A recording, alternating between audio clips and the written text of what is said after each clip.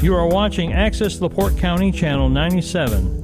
Coming up next is the August 22nd meeting of the Michigan City Finance Committee 2024 Budget Hearings Part 2. You can find more information for this meeting at www.accesslaportecounty.org. I would like to welcome you all to the City of Michigan City 2024 budget hearings. Welcome everyone and all department heads and control department. Hello. And do I have to do attendance? That's sure we have a. So I'll start off with attendance. Mr. Fitzpatrick? Present. Tracy Tillman? Present. Paul Przybylski? He will be arriving. I'll acknowledge him upon him entering in. And moving forward, we would like to go ahead and get things started. And we will be starting off August 22nd, 2023. The time now is 5:02 p.m. And I'm actually going to switch. I'm waiting for the printout for the engineer. I'm going to switch that with personnel. Is that okay? Okay. Well, that's planning and inspection, not the Planning engineer. and inspection. Yeah, so the engineer will Go up. do any questions you have with the engineer's budget. We don't have an engineer, so. Thank you. I appreciate it.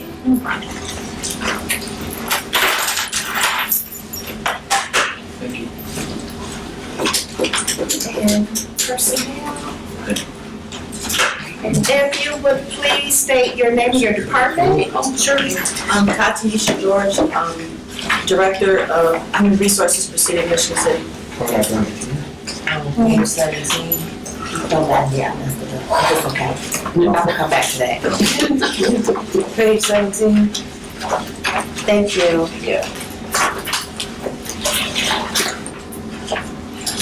What page are we on? 17. Is that what you said?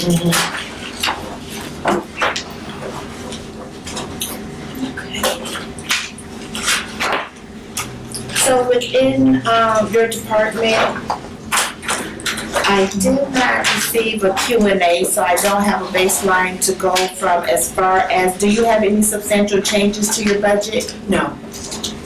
Do you have any positions not filled in your department that are within your budget? No.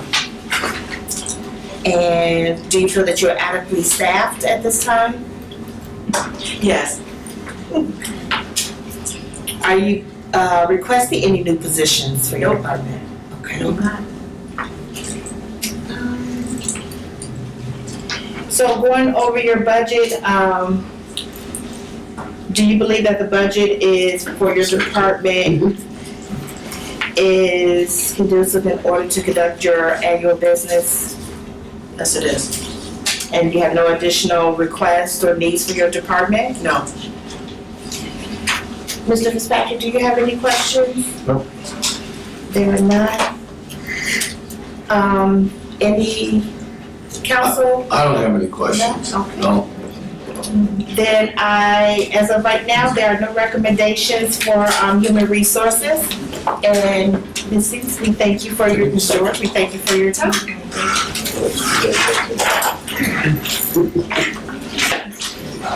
Can we go now to the engineer?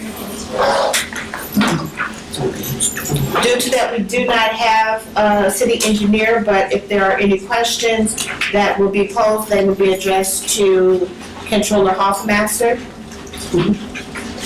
What page is that on? 28.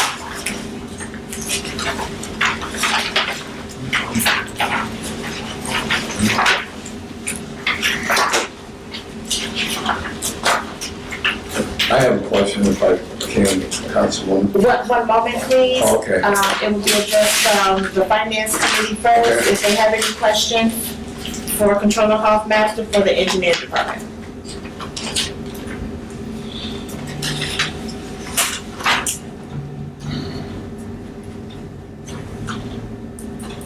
Mr. Fitzpatrick?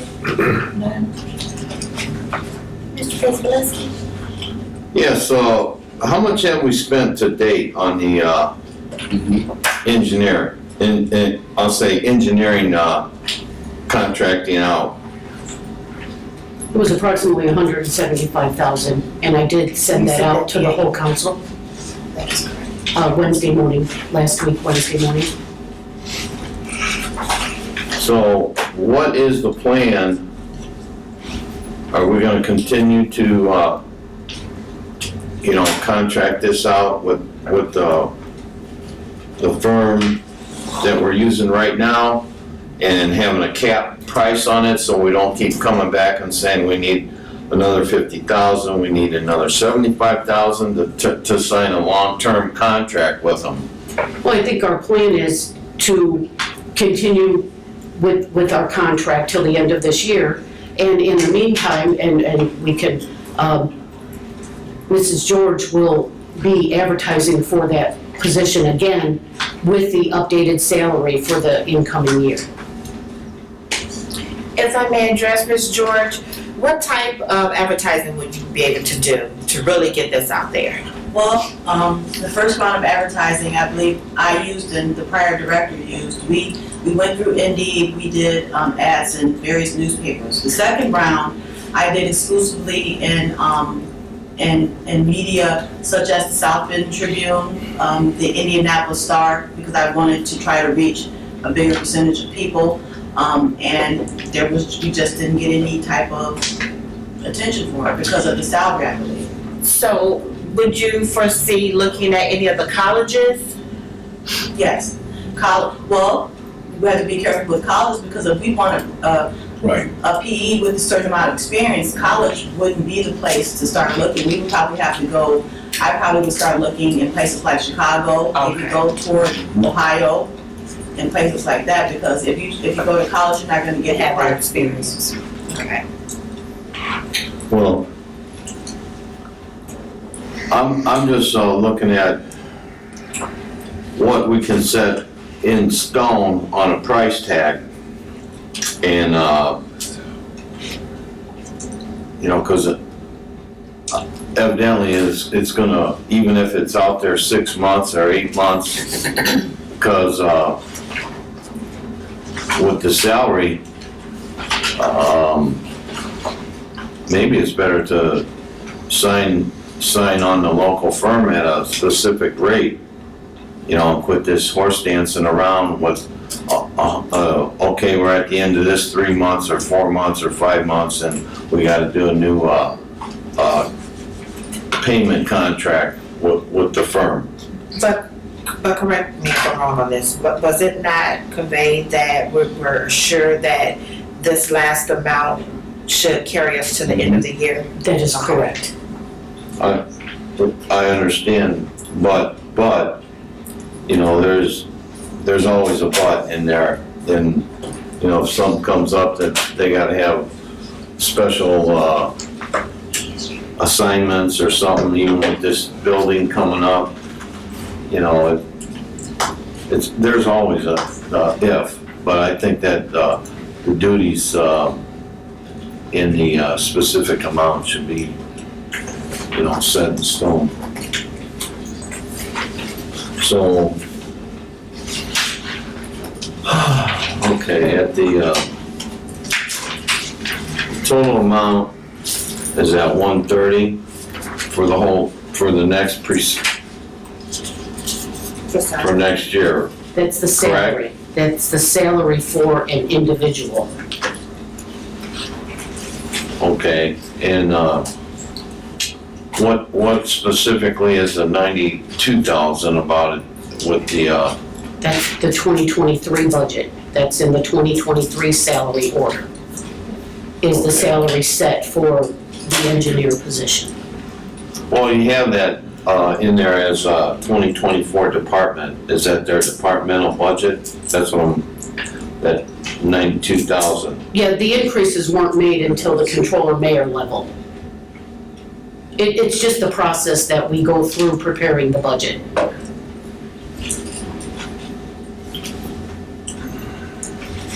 Okay.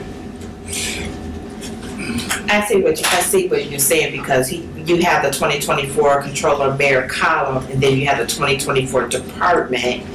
Because last year you had asked for what the department The different- submitted, Yes, so we wanted you to see what was submitted by the department. okay, This one, there was nobody in there okay. to submit a budget, so it basically stayed the same. And then when we met with everybody and the mayor and I sat down, we increased that salary to 130, hopefully to attract, some type of PE with at least some experience. Did you have anything else? No. Is there anything from any council members that's present? Yeah, I have a question. Tanisha, so the salary where it's set at 130 for a PE engineer, is that high, low? Is that good for the industry? Are we too low to attract people? I think we would be able to attract someone from this area because it has to be a person that's licensed in Indiana to Right. begin with. So I think that'll be enough to attract some attention, yes, So you think that's enough to attract somebody? yes. Okay. If I can ask too, so based off of prior, if we didn't get any bites on the last salary that was set for this position, are those individuals, if there were any, still available? If they haven't taken a position somewhere else that you may reach back out to?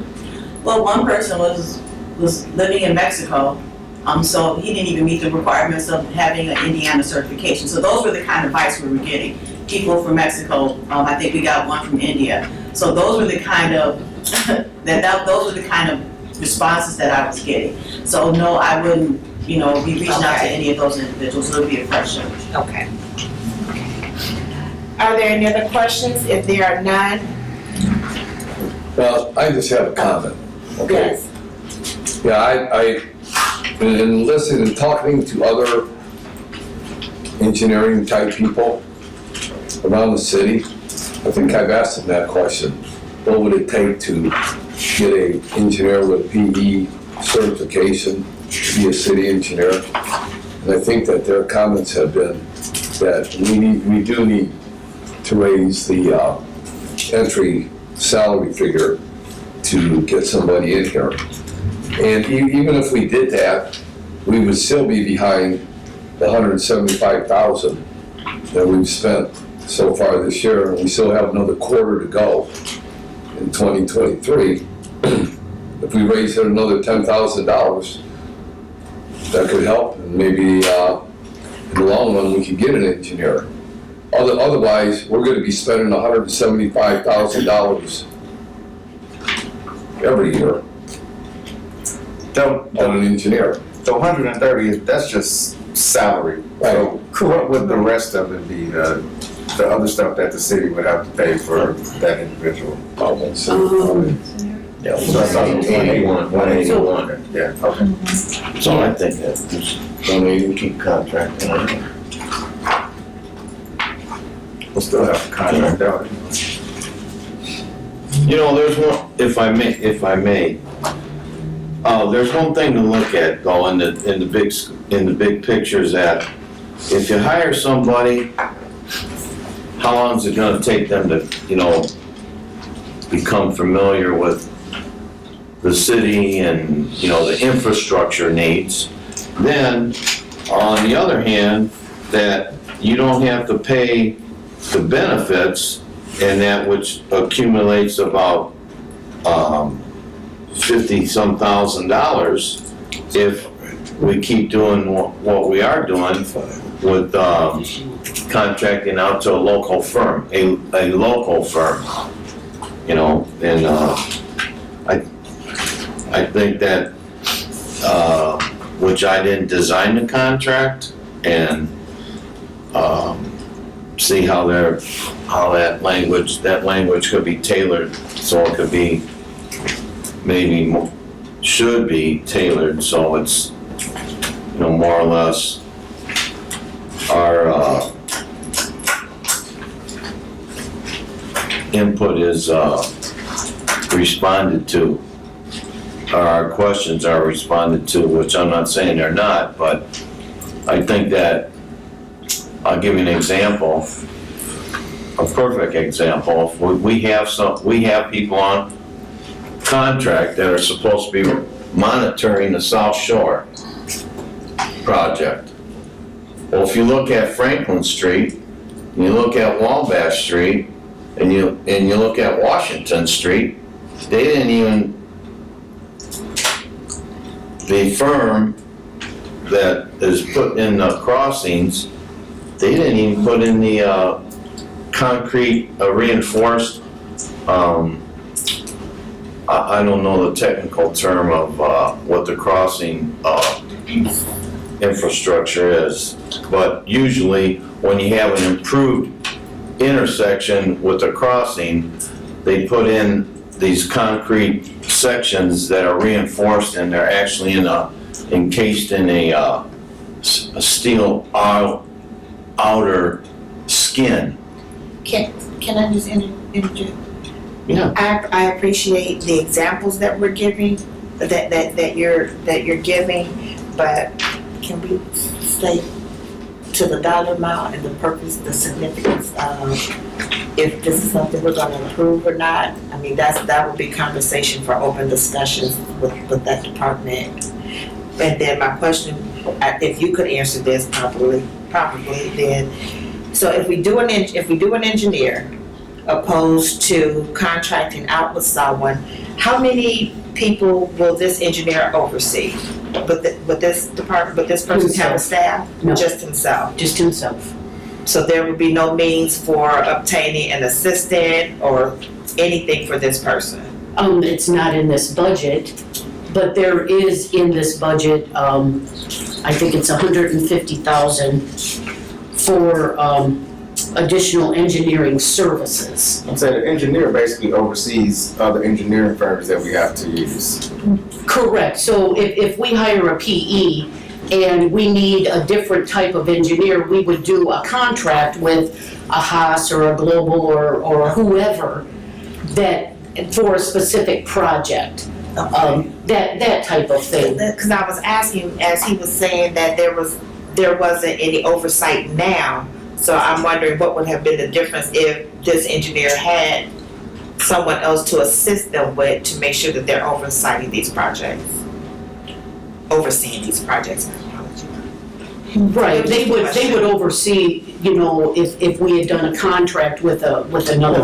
But I don't, like, from my understanding, the function of a city engineer would be one, to assist with acquiring other professional engineering service, I guess, to work with the planner and, you know, things of that nature that, you know, for the overall city design, not to sit and be out figuring out how a building's gonna be built. That's what those engineering firms get paid for. That's what they do.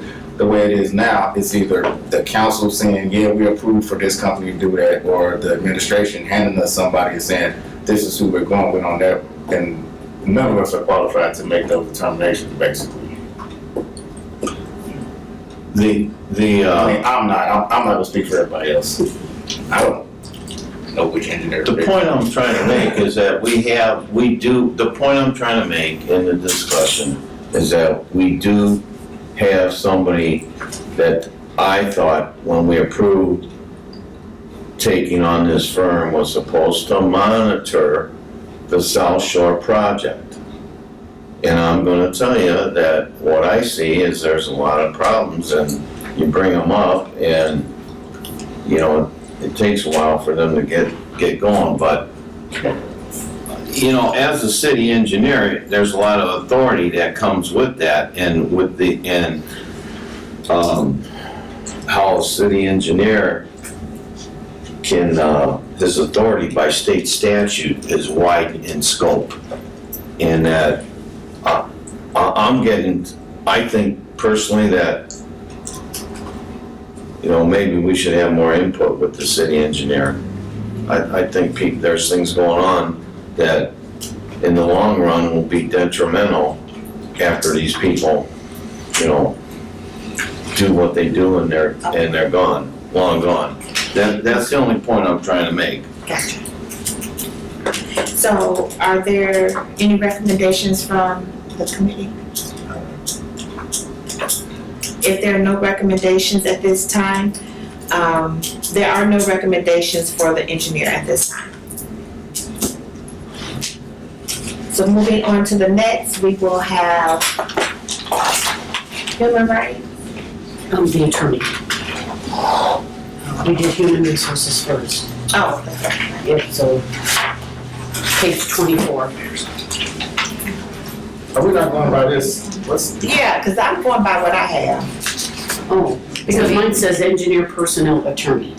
And you did personnel first. Yeah, I did personnel Yeah. first. So, but yeah, that's we're what I have basically, as engineer personnel, human rights. Right, I said human rights should be next. well, because I don't have human rights on mine. Remember, I had to do a, I couldn't find the revised one.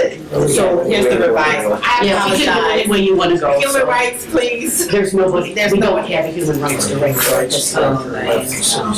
Okay, so with the human rights director, just for the sake of it, to acknowledge, that is an open position at this time? Yes, that is correct. Thank you, Ms. George. It is And this, the 68 is just protecting the 6%, 28, page 28. going from 64 to 68, the salary. Yes, sir. Okay. I don't have any budget. Oh, I'm sorry. It's the next page, 29. Page 29. Are there more comments from the finance committee? There are none. The human rights, there's no recommendations for the human rights department. Attorney department budget? Now we'll be on 24.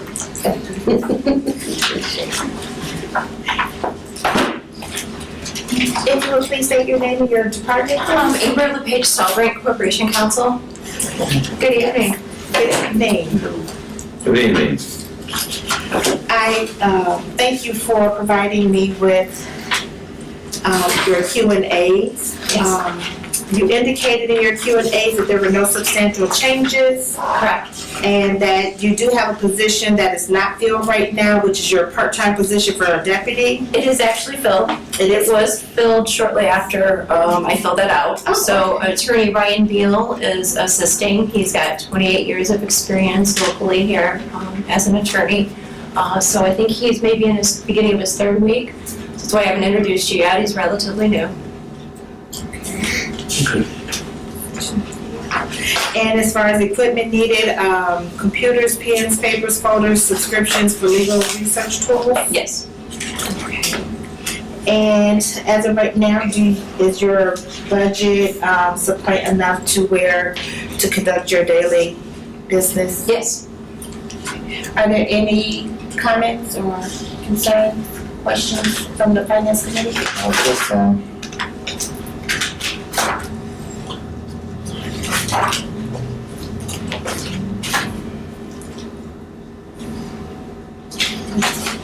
I don't really have. The only thing I would ask is, with the deputy attorney is he on a, some kind of contract on his services or, No, it would be an No. employee. okay. All right. Are there any other questions from the council? Yes. Yeah, does he have benefits? Yes, Yes. Does this person have full benefits? Yes. it's approved in the salary order. Okay. If there are no other questions, there are no additional recommendations for the attorney department budget. Thank you. Thank you.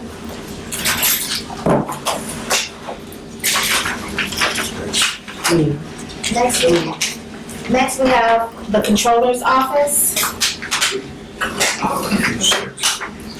Page 6. Page 6. The pay cut? 6. And if you would please state your name and department? I don't need to move, do I? No.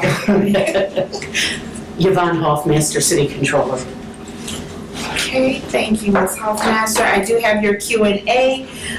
You indicated that there are no substantial changes to your budget, but they're due to proposed salary increase and a small increase to education line items. And you're wanting to increase that? Correct.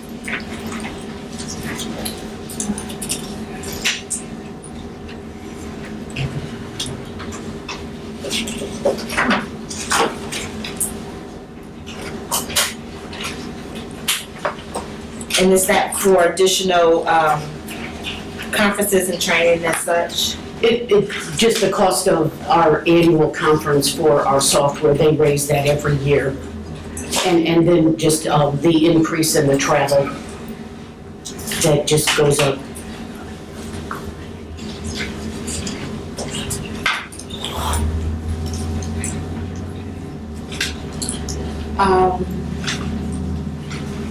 Do you have any positions that's not filled in your department that are within your budget? You indicated no. And then you also indicated as far as equipment needed for your department, you need a new copy machine? Correct? No. Oh, that's what we currently have. That's our only piece of equipment. Oh, okay, We have a lease on a copy machine. okay, it was what is needed for your department and you have copy machines, that's. Oh, okay, I apologize. I must have misread that question. Okay. No, our So you machine's currently only a little over a year old. So it's functioning just fine. Okay. It's actually our printer also. And is this budget suffice in order to carry out the city's duties and responsibilities from the controller's department? Yes. Do you have any questions from the finance committee?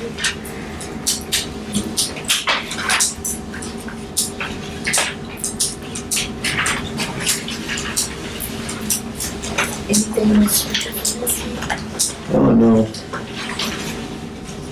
Is there any from the council? Nope. If there are none, then there are no recommendations from the finance committee regarding the controller's department.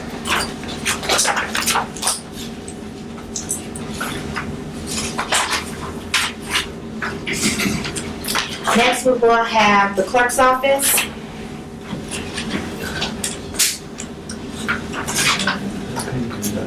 The clerk is. Hey, Good evening, everyone. Good evening, if you would please state your name and your department. Gail Nyla, City Clerk. Page 8. page what? 8. Thank you. Okay. Okay, well, Ms. Nyla, we did receive a letter in regards to, along with your budget, that a position in your department is not in the 2024 budget. Correct. Could you elaborate in regards to the significance or the importance of that position in your department? This is a very essential position in my office. I believe that I didn't have it at the very beginning of my term 16 years ago, but ever since then I have had it. There is no way that you can run an office with two people. I did make a list of items today of what goes on in my office, and every day is different. Every day you may be doing one thing and 3 weeks later you'll be doing something else, or the next day, but I just believe that you have to have, your staff to do everything. Our office works for every department. We answer to everyone. I'm not gonna say, I could go on for hours and hours of all the stuff that we do in our office, but I don't understand why the mayor cut it. He didn't really give me any reason. He just said he's been watching my office for 2.5 years and that he didn't feel that I needed this position. Okay, if I could just interject there, just if I can stop you right there. Okay. Due to that, we do have the mayor in attendance. Mayor Perry, would you be able to elaborate in regards to the need to remove this position from the clerk's office? I just feel it's an unnecessary position. Historically, the city has never had an assistant to the deputy clerk. Not under Tom Fetter, when Tom was a clerk and Miss Nyla was a deputy clerk. I've watched that and I don't see enough productivity, I don't see enough work coming out of that to justify a full-time assistant to the deputy clerk. So it has no bearing that the city does not have the funding to pay for that position? No, that has no bearing. And I'm just gonna say this, first of all, just to take into consideration, to reconsider putting that back into the budget for the simple reasoning is because the city is growing. There is changes, information, that the city would like to have access to or that they can come in. And I'm gonna give an example. I actually showed up, I don't know if y'all saw me when I came in here yesterday during your Board of Works meeting. And when either myself or anyone else or anyone from the public that comes in to the clerk's office, I expect to see someone physically in that clerk's office. People are leaving work or taking time away so that they can take care of their business in the clerk's office. And if that office is not staffed, that's a reflection as a whole for the city. And so when I came in here during the Board of Works meeting, there was nobody there. I was coming in and to sign my papers. So that was an inconvenient for me.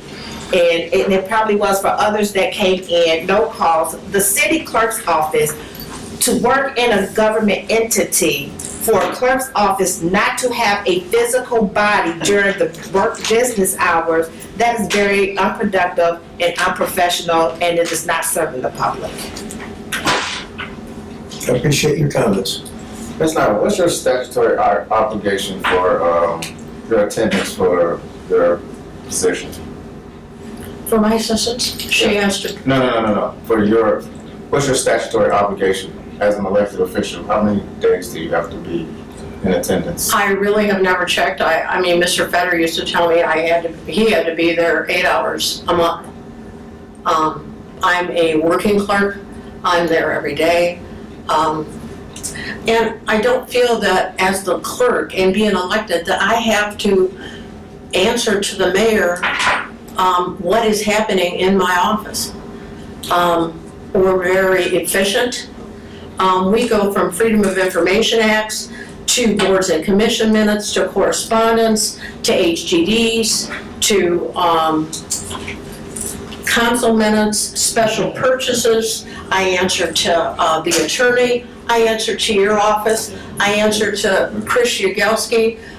My door is always open. I'm always there. So let me ask you this. If you were to scale back your operations, meaning, like, I know you essentially the secretary to the council, and I know you cover the Board of Works meetings and all these other services that you just mentioned. What if you dialed some of that back and didn't offer those services to the city? I wouldn't be able to. I'd have to have help from somebody else's office. No, I mean, what if you just didn't do it? If it was not performed by your office, how would it get done? It wouldn't, Are you sure? unless somebody else is gonna I step mean, well, we still have some time this year. How about you cut some of that shit out? I mean, cut some of it out now and see if it's missed. Well, actually, today I counted, I had 13 people come in my office. 3 of them came in and wanted to go to the mayor's office, and the mayor's office, there was nobody in there. And I think that's very Do you unprofessional have to too. have your door open? Pardon? Do you have to have your door open? I always do. But I mean, do you have to? Well, yeah, I Why? work for the citizens Why? of Michigan City because I care about my city. But I if you care, locked your door, what impact would that have? it would be awful Why don't you lock it and see what happens? because that's not me. I work for the citizens of Michigan City, and I care about what happens. I care if Tomenko, Yvonne, the mayor, I've never, ever, I've always been there for everyone. I mean, I know this personally, but I'm just saying, Okay. maybe everybody else doesn't know it. Maybe you should show them. Well, you know what, just a good example. Dennis Nesbo came in, he's 85 years old. I helped him write his request because he had water in front of where he's lived for over 65 years, and no one would call him back. So I sat, he played golf with my father. I helped him fill it out. Thank goodness Don came with him to the council meeting, and addressed the board, not council meeting, Board of Works, and answered any questions the Board of Works had. And I want to thank you for that, because they are now looking at what is wrong with the water coming down Tennessee Street and sitting in front of the railroad tracks. But that's me. Yes, do I wear my heart on my sleeve? Yes, I do. But you know what? I've lived here 72 years, and I care. I can't turn my back. I Sorry, have a question for the controller. So the position that was moved from the clerk's office, was that a salary approximately $35,000?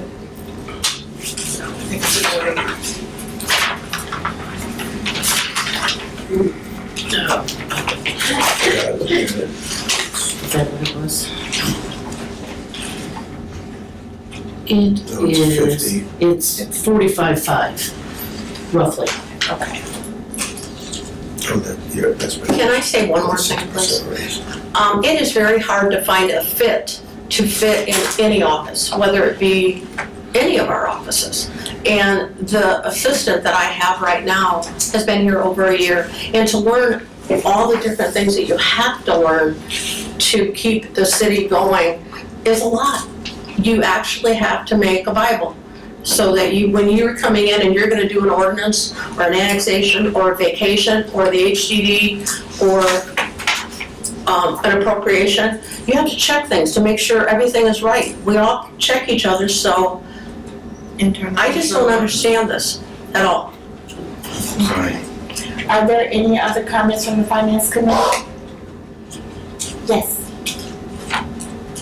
Well, from my understanding in, about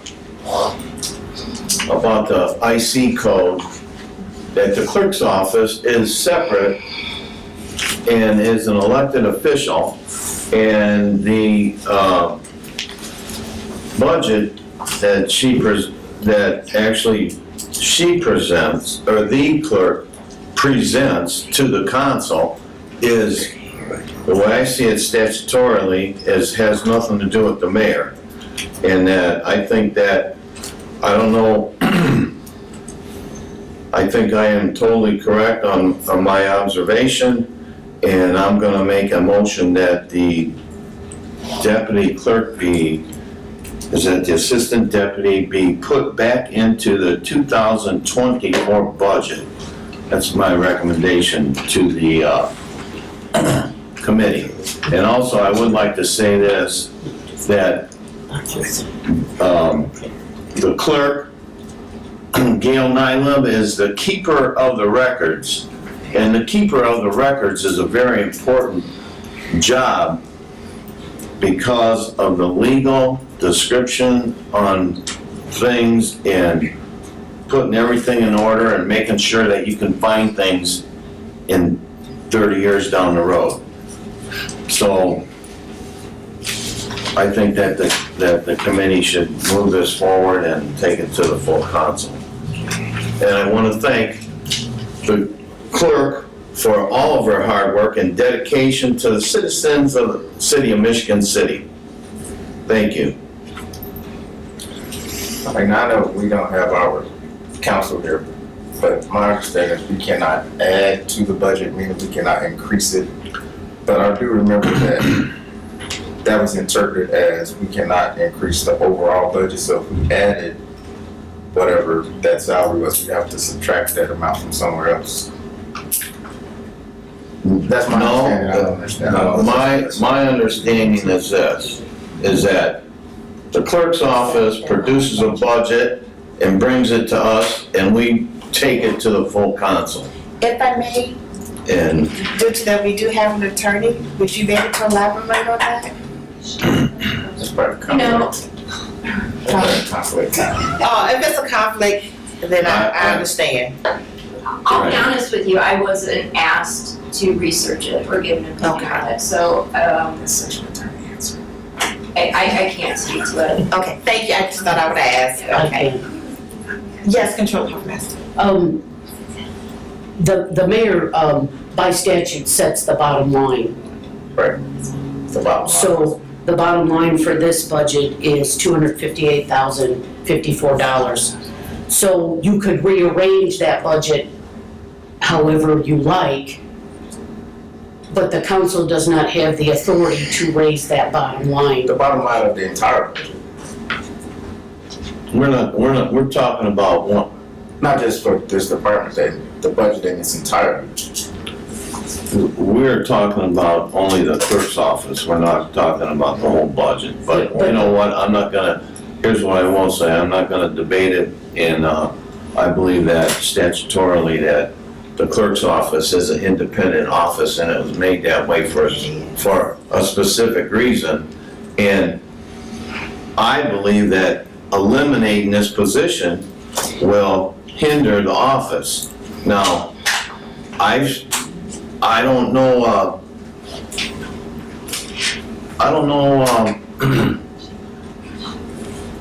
and I'm not gonna debate it, but I'll make the comment that I do have, some expertise in job evaluation. And, I always have I mean, I don't understand where you cut the budget on your observation, so that tells me, you know, that's even a whole nother road on debate. But I think that the office this is truly,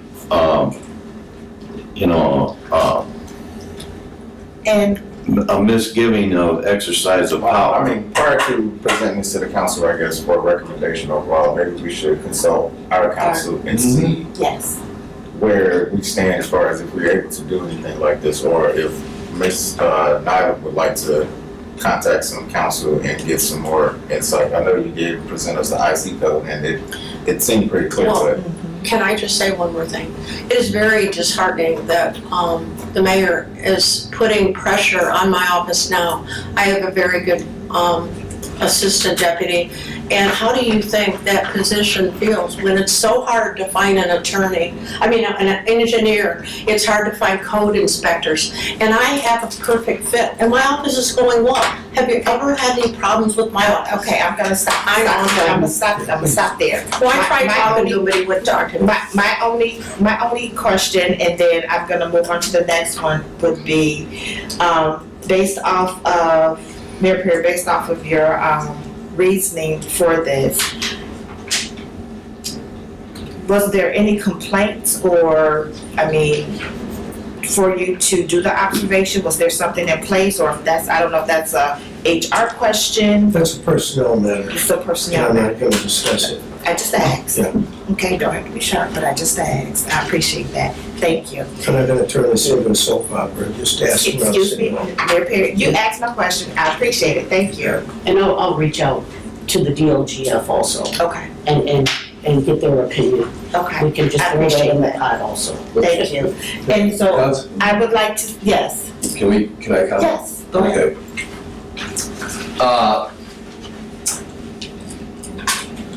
First of all, with the letter that the clerk sent down with the IC code numbers, that she has the authority to hire deputies, deputy clerks is authorized by the council, come to the council for authorization, which that's what we did. And I believe that we need to have that law checked out to make sure that that's correct. Number two, I have been in the clerk's office a number of times a week. And whenever I see the deputy assistant clerk there, she's always sitting by her desk, she's always working, and she may be talking or saying, "Hello, Councilman, how are you?" I don't see any problem with that. I don't know what kind of observations or how many times a week you went into the office, Mayor, or if you made it a point to stand there and talk to her, or what you observed. If you thought that her performance was so bad, because that's how you're basing the decision to get rid of the position, to get rid of the person, did you speak to her supervisor? Or did you go, Yes, no or did you, let me finish, or did you go to the human rights or the personnel director to say, hey, we have a problem down in the clerk's office? I just think it's a witch hunt, is what I think is going on here. And I'll leave it at that, because I know we'll have more discussion at the council meeting about it. But what's your basis for getting rid of Making this a person? comment. It's a comment, correct? Madam Chair, is that a Yes. question? It's a comment. Okay. I think And it's been- he said it's- historically, he already yeah. answered it. He said Exactly. historically, that position was not in their office, and I think that was the basis of the reason. Okay. I will be happy to give him the history of the assistant clerk, and tomorrow I'll send it to him. Because I got a question maybe for Control Hofmeister. Does this position have to be funded through the general fund? Yes. Yeah, that budget is through the general fund. No, but if Ms. Nyla came to the council for an appropriation and through the riverboat or some other funding source, we funded the position, is that a possibility? The ordinance, states that you can spend the riverboat funds on whatever the council approves. So that's a yes. The short answer is yes, but do you want to create that precedent to put personnel in the riverboat fund? I'm just shooting ideas out. I don't have any precedent. We're just going back and forth. If there are no further questions, just one more thing, please. is it a Just one- comment It's just a Question? comment. to the finance committee? Yes. Okay. I just want to let you know that I was hired as assistant deputy clerk when I started, What year? years ago, Okay, 19 years ago. okay, thank you. And just one more comment to the finance committee. Yes. Yeah, the comment that came up that, when Tom Feder was here, I don't know, how long's Tom Feder been gone out from the city hall? Well, 16 years? Well, as long as I've been on the council, This is my 12 years, 16 years. I mean, that's a whole history behind us. We're talking about a whole new generation, just like you said, Councilwoman Tillman, with businesses coming to town, with other departments needing more information from the clerk's office, from other departments coming down to the clerk's office to have the clerk's office help them fill out paperwork to make sure it's done properly. We cannot afford to cut that office short. If things aren't done professionally, it's a reflection on the whole city and on the city council.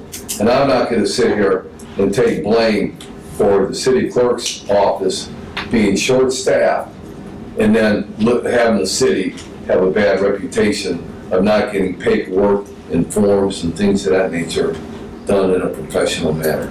Thank you.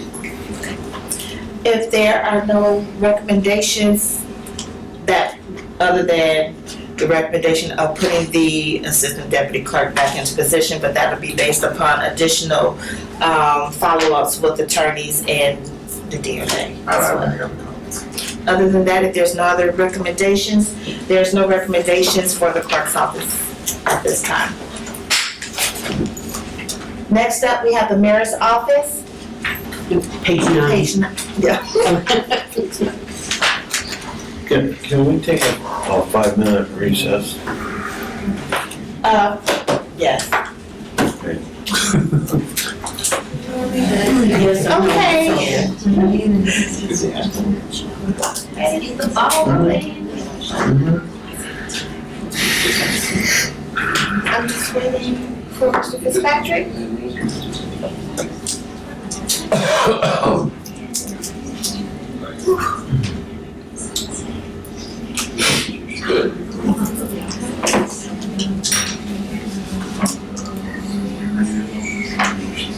Well, we're gonna go ahead and get started. Mr. Fitzpatrick will join us shortly. And we're starting off with the mayor's office, and that is in your budget book, page 9. If you'll please state your name and your department. Chris Yagelski, Administrator to the Mayor. I got one more minute.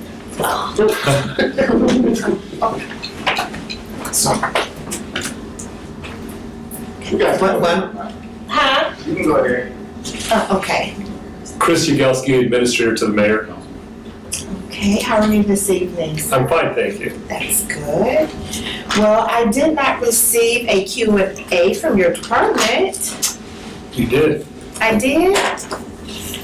I sent via email. I sent Who? to, You said, and I also sent a copy to the controller.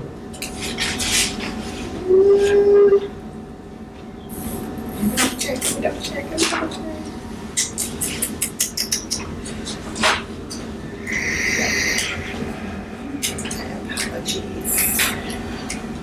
And it came from you?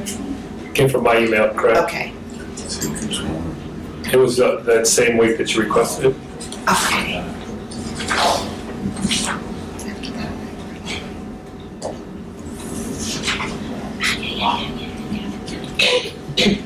Good.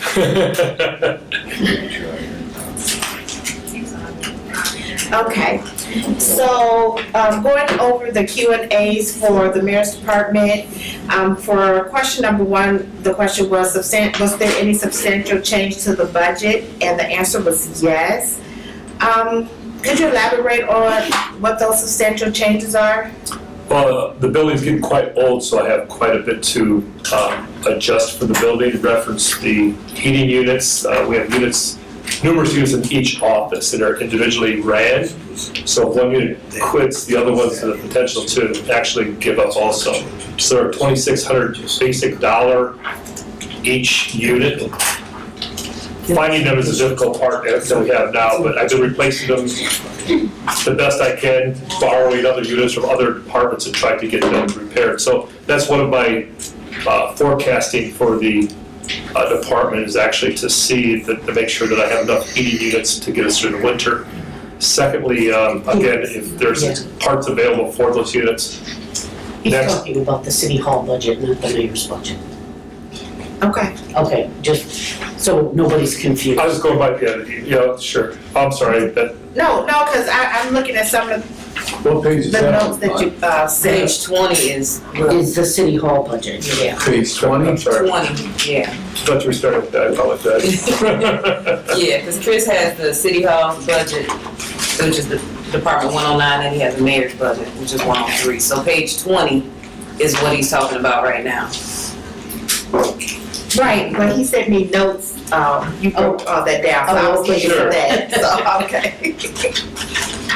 Okay, you can continue. Continuing would be the secondary issue would be the roof. We had issues this last winter or the year prior with the roof, and so I'm kind of just keeping my fingers crossed that I don't have a major issue throughout the winter. We put buckets and everything out throughout the winter, so again, it's a flat roof that's going to cause issues, so I kind of forecasted some monies to that area to maybe help with that if I have to have it patched again. I had it patched once.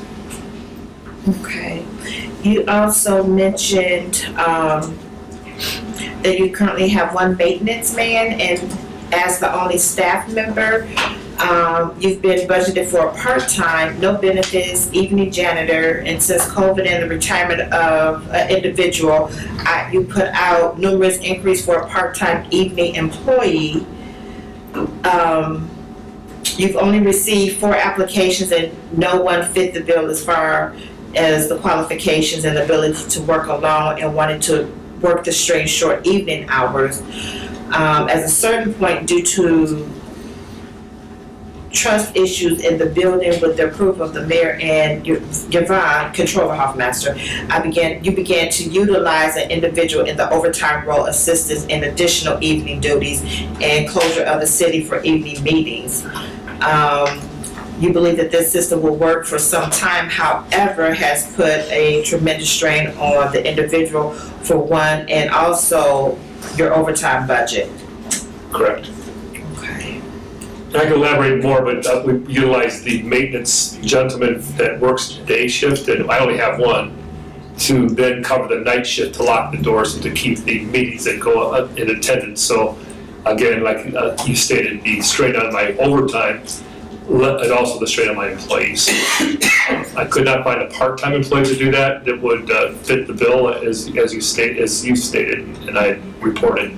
So I would like to give it a full-time because again, as the building ages, I need another person here at night to do some more of the intricate cleaning and repairs that can be done when there's no personnel here. What ways were you trying to enlist part-time help? What ways did I do it? Yeah. I put out applications throughout numerous times with Tanisha. I also even did word of mouth to different organizations to try to find somebody to fit those hours, and the hours were kind of different. So it was sometimes 3:30 to 8 o'clock, depending on meeting night, and depending on what meetings we had. And then again, trying to get them to fit in to locking the doors and taking care of the security issue of it also, that you had somebody in here that was old enough and or not too mature enough that could actually handle an issue if they had to.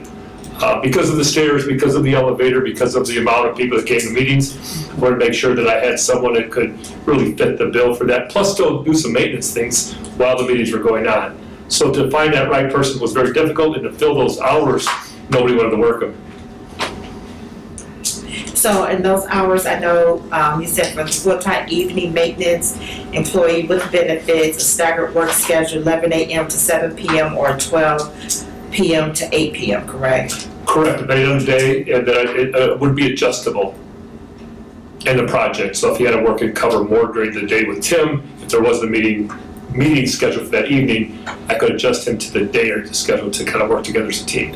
It looks like you need a pretty unique, somebody that has some flexibility, you know. Correct, yes, absolutely. And then also to cover any absences from the person you have now too, right? Yeah, so when Tim leaves, it's me. So there's nobody else here that if he goes on vacation or he takes a sick day or whatever it might be, I'm the only other person here that can do anything. And my skills are limited when it comes to maintenance. Are there any additional questions from the Finance Committee? Yeah, kind of just listening to what the stated responsibilities of the individual now. Why didn't the pay increase that much? The pay increase for the maintenance person that we have now, Yeah, it has increased because of the overtime, is that what you mean? Is I that don't know, why hasn't the base salary increased? It doesn't seem like the person you're trying to hire, that would be this person's support, Sure. isn't too far behind what they're making right now, so why wouldn't you kind of bump that up? It was just, Seeing as how it seems like they're taking on additional responsibilities by virtue of no one else being there to do it. true, I just thought the overtime was still adequate enough, and he was satisfied with the alleged 6%, or not alleged, but the proposed 6% rate. Proposed. So yes, and so I think that he'll be adequately still fulfill that supervisory role of being the head maintenance, if you want to put it that way, Yeah. and then the secondary person would take on the secondary portion of the evening part. But you still have to, because he's working evening hours, and kind of trying to give him some kind of adjustment to give for working afternoons compared to days. Okay.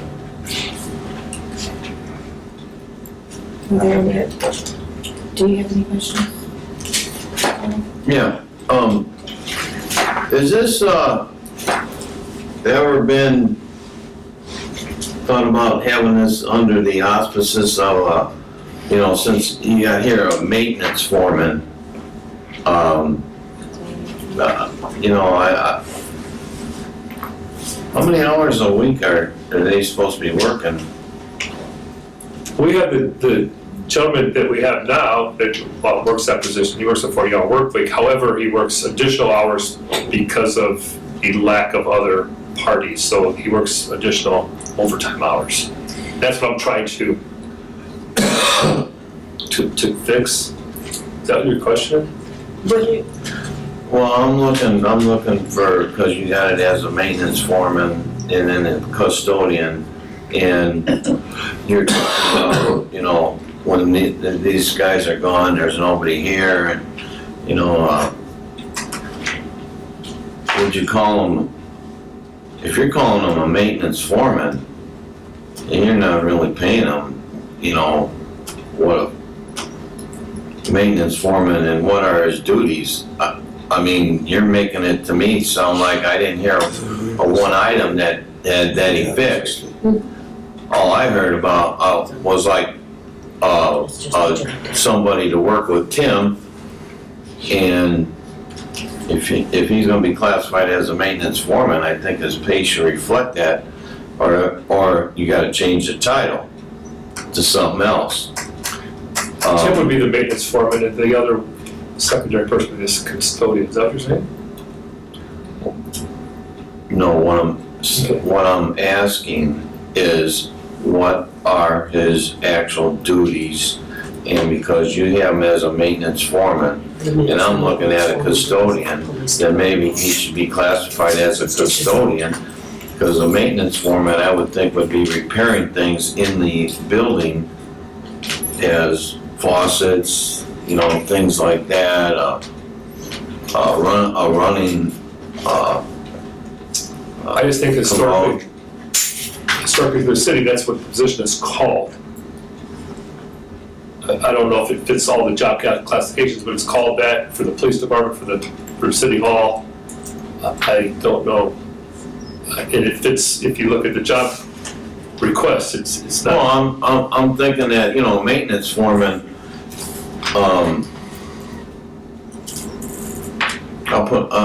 I don't think the pay is up to the standard. If the job description, I guess I have to look at the job description or classification and, you know, see exactly, you know, what he's supposed to be doing.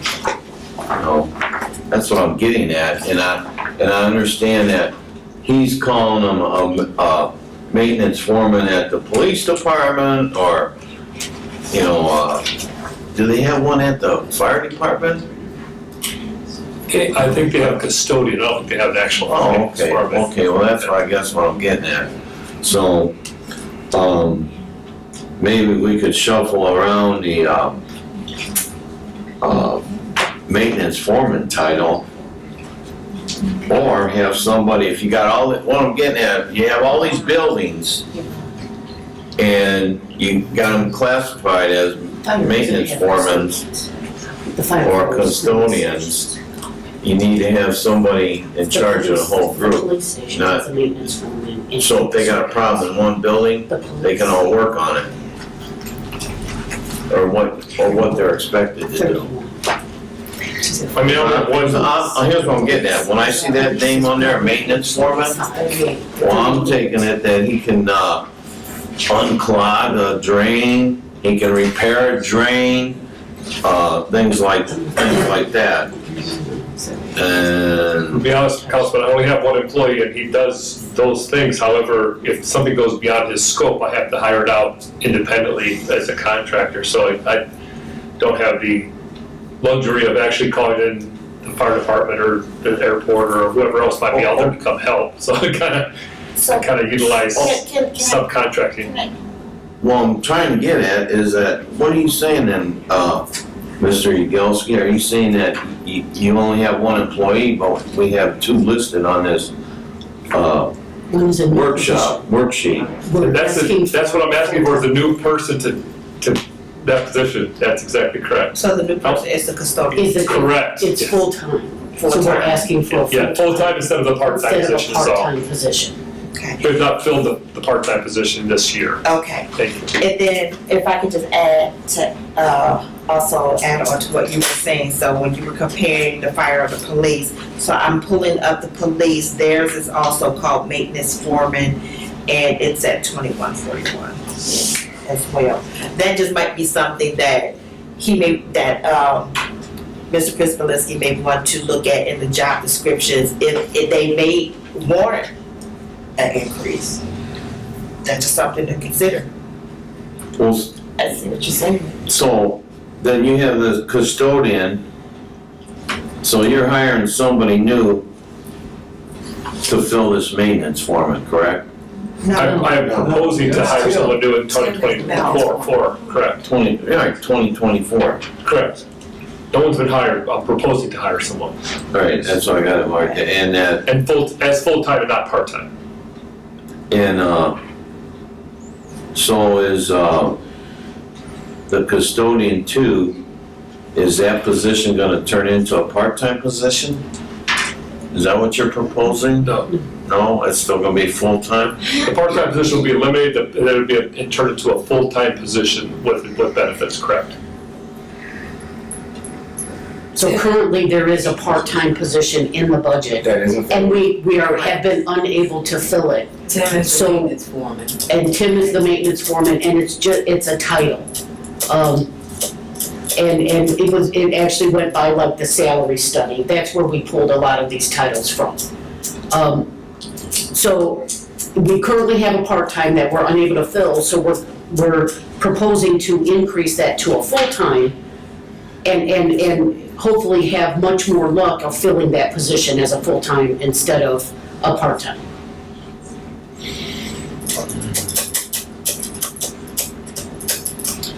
Do you have anything else? Thank you. Are there any comments from the council? So what qualifications does Tim have right now being a maintenance foreman? He's the maintenance foreman right now. Correct. Yeah. So what's his skill set? His skill set is on-the-job training that he's learned throughout the course. Can he do electrical work? Can he do plumbing work?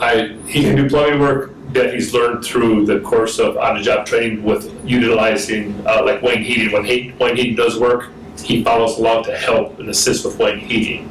So those kind of things he does, and he can control the heating system, the air conditioning system, but I won't let him do electrical, of course not. So anything that comes into a trade that is not his expertise, I call an outside service to take go forward. He's a janitor with minor Yes. repair skills. Sure. He just falls under that name of, Okay, that's why I'm asking what his skill set is. Yeah, because usually when you look at a maintenance foreman, you're looking at somebody that's got a skill set of doing maintenance work. Every time. Then the other thing, how much, So it's not confusing. because we're trying to alleviate overtime Right. by getting this other position. correct. So how much overtime is Tim working right now on a 40-hour week? How much overtime does this gentleman work in a 40-hour week? It depends on the week, but I'd have to yield to Yvonne, so he may take off a little early to stay late, depending on the meeting, depending on the meeting night. Yeah, right now, I'll he's just probably waiting for us to leave. I can't give you the Lock exact, up. Correct. it varies throughout the course. If you don't have the number in front of you, Yvonne, just send me an email tomorrow. Well, through August 9th, we've paid out over $6,600 in overtime for that position.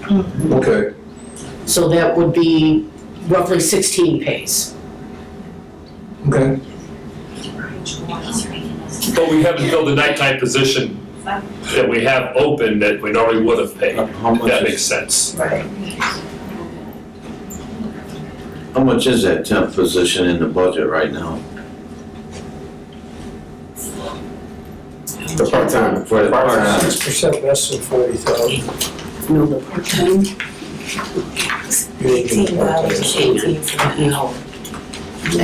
It's 18, so we have to. That's 40,000 with no yes, benefits? that's what I was, so it's 18 an hour. Part-time is what the part-time position pays. Yeah, are there benefits included in that? No. Not with part-time. They get, they can accrue some sick time and some vacation time, but no insurance and no retirement for the part-time positions. How much is budgeted, not the hourly rate? I mean, you don't have. $19,634. Thank you. Thank you. You're welcome. So, here's my analogy on this. They're still saving money by letting Tim work OT, all right? And then, which would not come up to $84,000 for the year. It might be, you know, with his, on the new budget going into next year. So I think that at this time that I'm gonna make a suggestion that we look further into that maintenance foreman duties and suggestions and do some hard figuring. Because I mean, I know a lot of people, basically you're saving right at this point like 12 grand.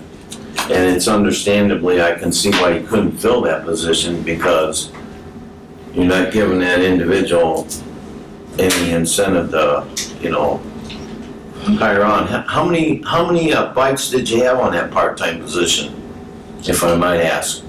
4. 4? Okay. And what was the big hang-up on that?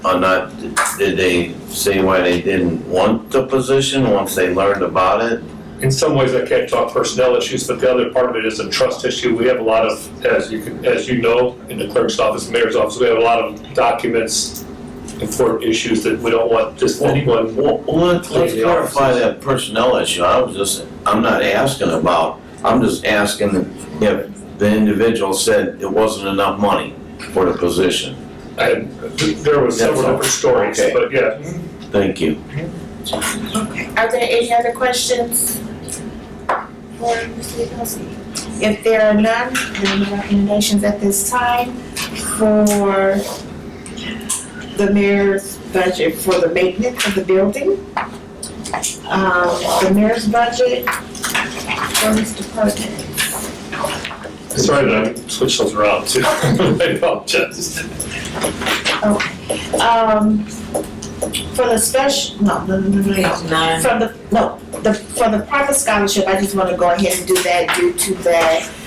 Ms. Buchner did notify me that she would not be able to be in attendance for this evening. I did not have any questions for her. To my understanding, she did not have any changes. Are we still, did we do the mayor's budget? We can City Hall. Yeah, we haven't We haven't done the mayor's budget. budget yet.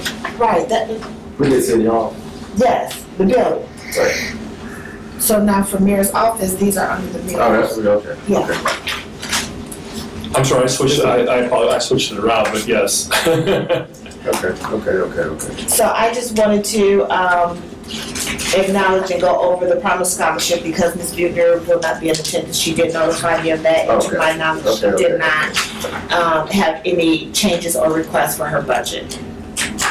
Did anyone have any questions for the controller that may need to be asked? What's in the promise scholarship? Well, there's the salary for the I mean, director. what's the balance? Because I know we haven't added to it in years. They still, I'm remembering, it's a little over $3 million. I was just curious, 'cause I know we used to add to it, but then we hadn't. Yeah, 3.1-ish. And what page is that on, Bob? The promise is on page 116. Okay. Yep. Those lovely high interest rates on investments are really helping that fund out at the moment. The what are? The high interest rates that were being paid on investments. Right. Offset the inflation. Yeah. Yeah, so there's no gain. If there, Just no longer seems ago. did you have any other questions? Mhm. If there are no additional questions for the promise scholarship, there are no recommendations from, oh, I'm sorry. That's okay. Hey, Yvonne, with the Promise Scholarship, we're not putting any more money into that fund right now, right? We're not putting any money into it. We haven't in the last several years, that is correct. Right, because we knew that it was at $3 million, and we're just holding it right there. We're not putting any more into it, because we're not drastically draining it down. Correct, the amount of participants and the amount of money that's being taken out of it. correct. All right. Did you have anything else?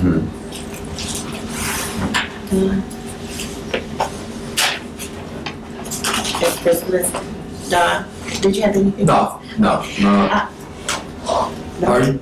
No, okay. Due to there's no additional questions, the Promise Scholarship, there's no recommendations from the Finance Committee for the Promise Scholarship. Mayor's budget? Page 9.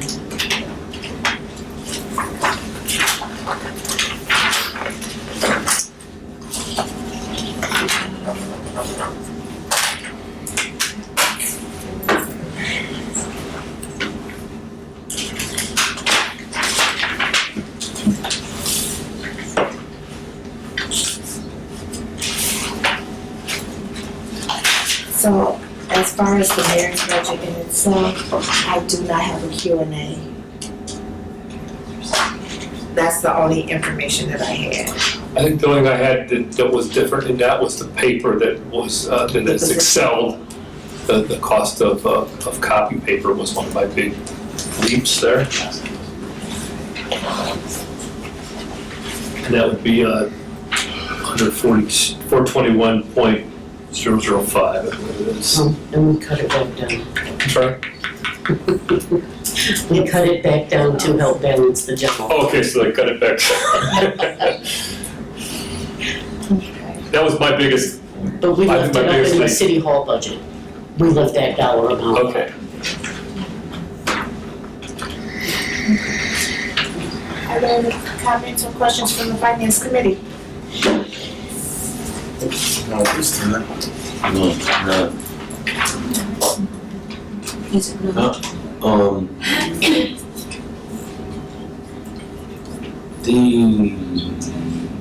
The salary, if I may, the salary of, what is that, stipends from, the water department and, sanitation? Is it still only 8,000 on each? It's 10,000 each. 10,000 Yeah. each? And that's outlined in the salary order. What's that? It's outlined in the salary order. Okay.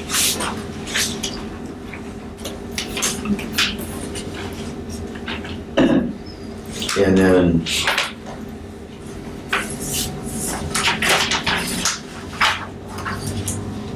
do you, but your office, you get, 10,000, the controller just gets, okay. Okay, thank you.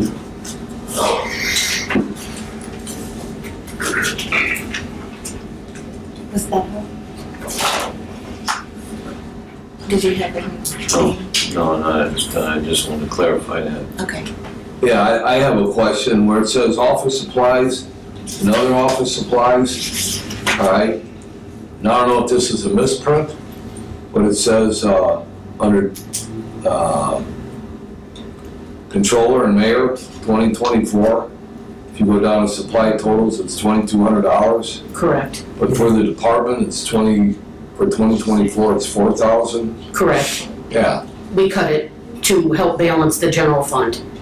okay, We just put it back to the 2023 budget. okay. I just wanted to double check, see what was going on with that. I do read the fine print sometimes. And there was no questions or any special requests or anything from the events, the special events director? No, he works with a non-reverting budget, or a non-reverting fund that the council created for our special events. And his assistant, that position is still there. Correct.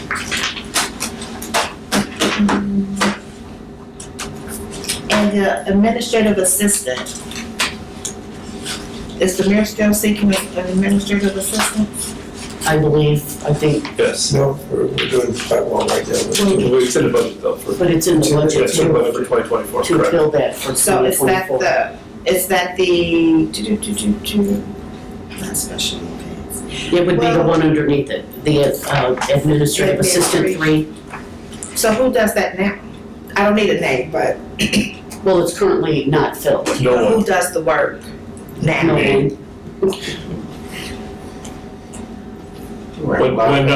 When the other person that took that position went to the Promise Scholarship, Mhm. I just had taken over that position to do both. So it's kind of, I've been doing it for the last couple of years.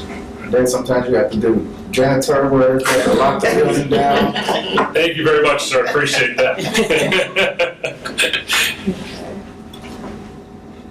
Are there any questions for that? Are there any comments from the council? No. If there are none, there are no recommendations from the finance committee for the mayor's budget at this time. Thank you. Thank you. Next, we'll have up for the aviation budget. Page 78 down.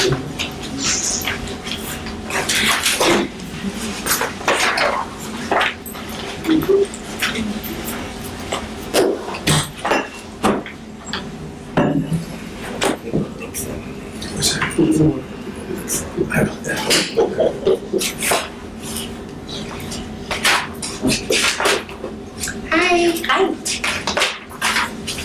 Okay. If you please state your name and your department. I'm Jessica Ward, manager for the airport. Hi, Jessica. Hi. Well, I have in front of me your Q&A. Starting off with number one, the question was there any substantial changes to your budget? And that was a no. And do you have any positions not filled in your department that are in your budget? You said yes. You have a labor position, part-time, and you have 2 labor positions, part-time. Correct. Okay. We've been trying to fill those for 3 years and haven't been able to. Do you have a reason, or why do you think it's hard to find? We put out for the position and we just can't fill them. It's really a difficult position to fill because most of the people, it's part-time, so it's only 20 to 24 hours. They have to be able to mow grass, plow snow, fuel airplanes, clean the terminal building, invoice people, answer phones. It's like all of us kind of do everything out there. So it's difficult to fill that anyways. And we actually created those 2 part-times from a full-time position. Because the thing is with the full-time position, then you don't have the bodies that you need out there. Because right now I have 2 employees, me and I have a foreman out there. And we've been by ourselves for 3 years now, since COVID started. And that's hourly? He's an hourly position, correct. No, the 2 laborer The 2 part-time. laborers are part-time hourly, correct. And the hourly is at what? It's set at, I think, 18.18 this year, Oh, that is- so it's not a bad wage. You know, but the thing is too, is like, usually the people that would fill that position are either like college students that just need part-time while they're going to school, or it would be, you know, like people that are retired that just need a little extra side job. And so it was just easier to fill, but since COVID, those people aren't really looking for work. And so we've put out, I can't even tell you how many times in 3 years, between word of mouth, having it, you know, on the website, I mean, whatever, you know, the personnel director puts it out to everywhere. I will literally get maybe, total in 3 years, I've probably had 5 people apply in 3 years for it when we put it out. And they either didn't have a driver's license, they weren't 18 yet, like requirements that we have, you know, to work at the airport. So it's just been really difficult to fill. For the part-time, what are the hours that you need? We're open 7 days a week from 8 to 5. So the hours are 20 to 24 hours in between, all 7 days from 8 to 5. Is the pay for that position, is that competitive? With other airports, I really don't know the answer to that. It seems like they got a lot of responsibility. It is a lot of responsibility. It is. That's what I was asking, what was the hourly?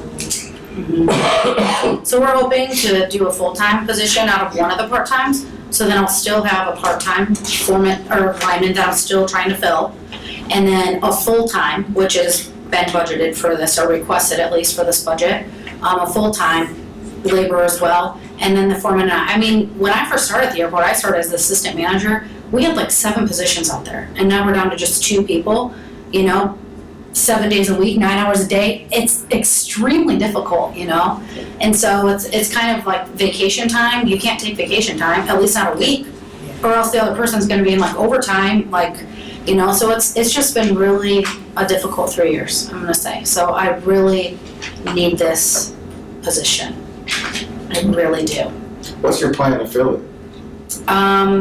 We're just gonna put it out like we've usually done, word of mouth, things like that. But I know it'll be a lot easier to fill as a full-time position because then you get benefits, and people look for that. Pretty much anybody needs benefits now to like raise their family and, things like that. But I was just wondering, do you have somebody already in mind for the full-time position? I do not have anybody in mind for the full-time position now. Because normally we would like request, if we had the 2 part-times filled, we would just ask one of them if, they wanted to do full-time, if we felt like they were qualified for the full-time position.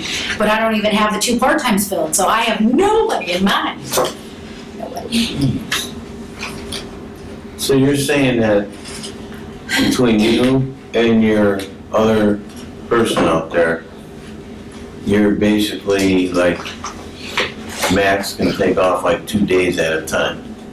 4, I'm just. Yeah, 4. I've had 4 days off in a row for the last 3 years. Like that's the maximum amount that we can take off. Or else I put my foreman in overtime. He has to work 7 days to cover it then. And I'm not gonna ask somebody to work 7 days when we're already working crazy. So yeah, I've only taken 4 days off. We have nobody to cover vacations.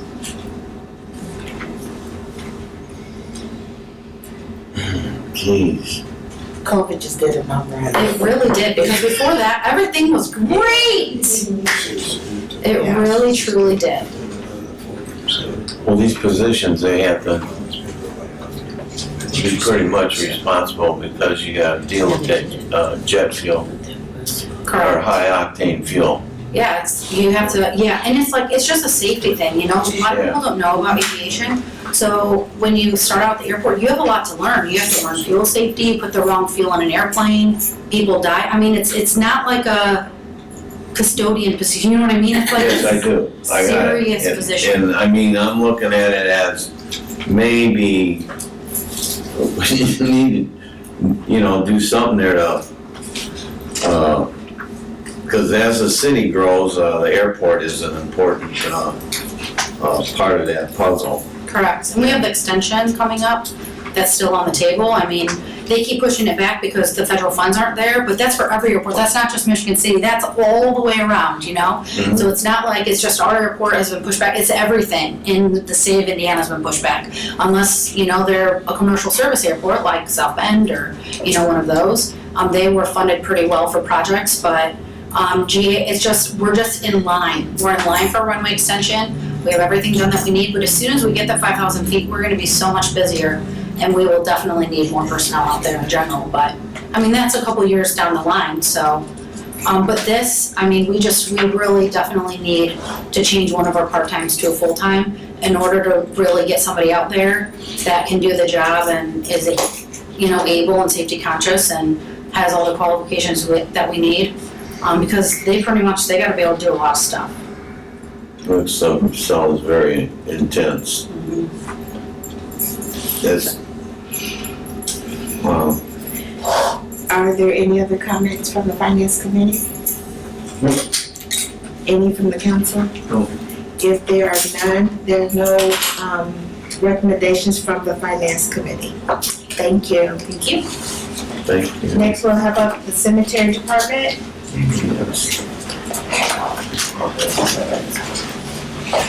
$156. 6.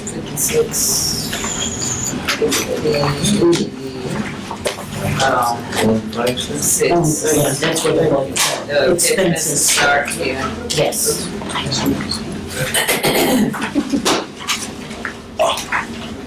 If you would please state your name and department. Come on, hey. 156. Mark Tomczak, Superintendent, General Sales Manager, Michigan City Cemetery System. Roxanne DeRolf, Assistant Superintendent. Okay, good evening. Good evening. Well, I do have your Q&A, and the questions were there any substantial changes to your budget? And the response was no. And if there was any positions not filled in your department, that was a no.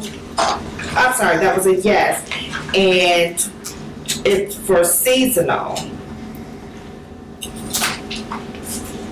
So that's the only position that you have that's not filled? Yes, ma'am. Okay. And as far as equipment that is needed for your department, 2 ATVs, you're requesting to purchase.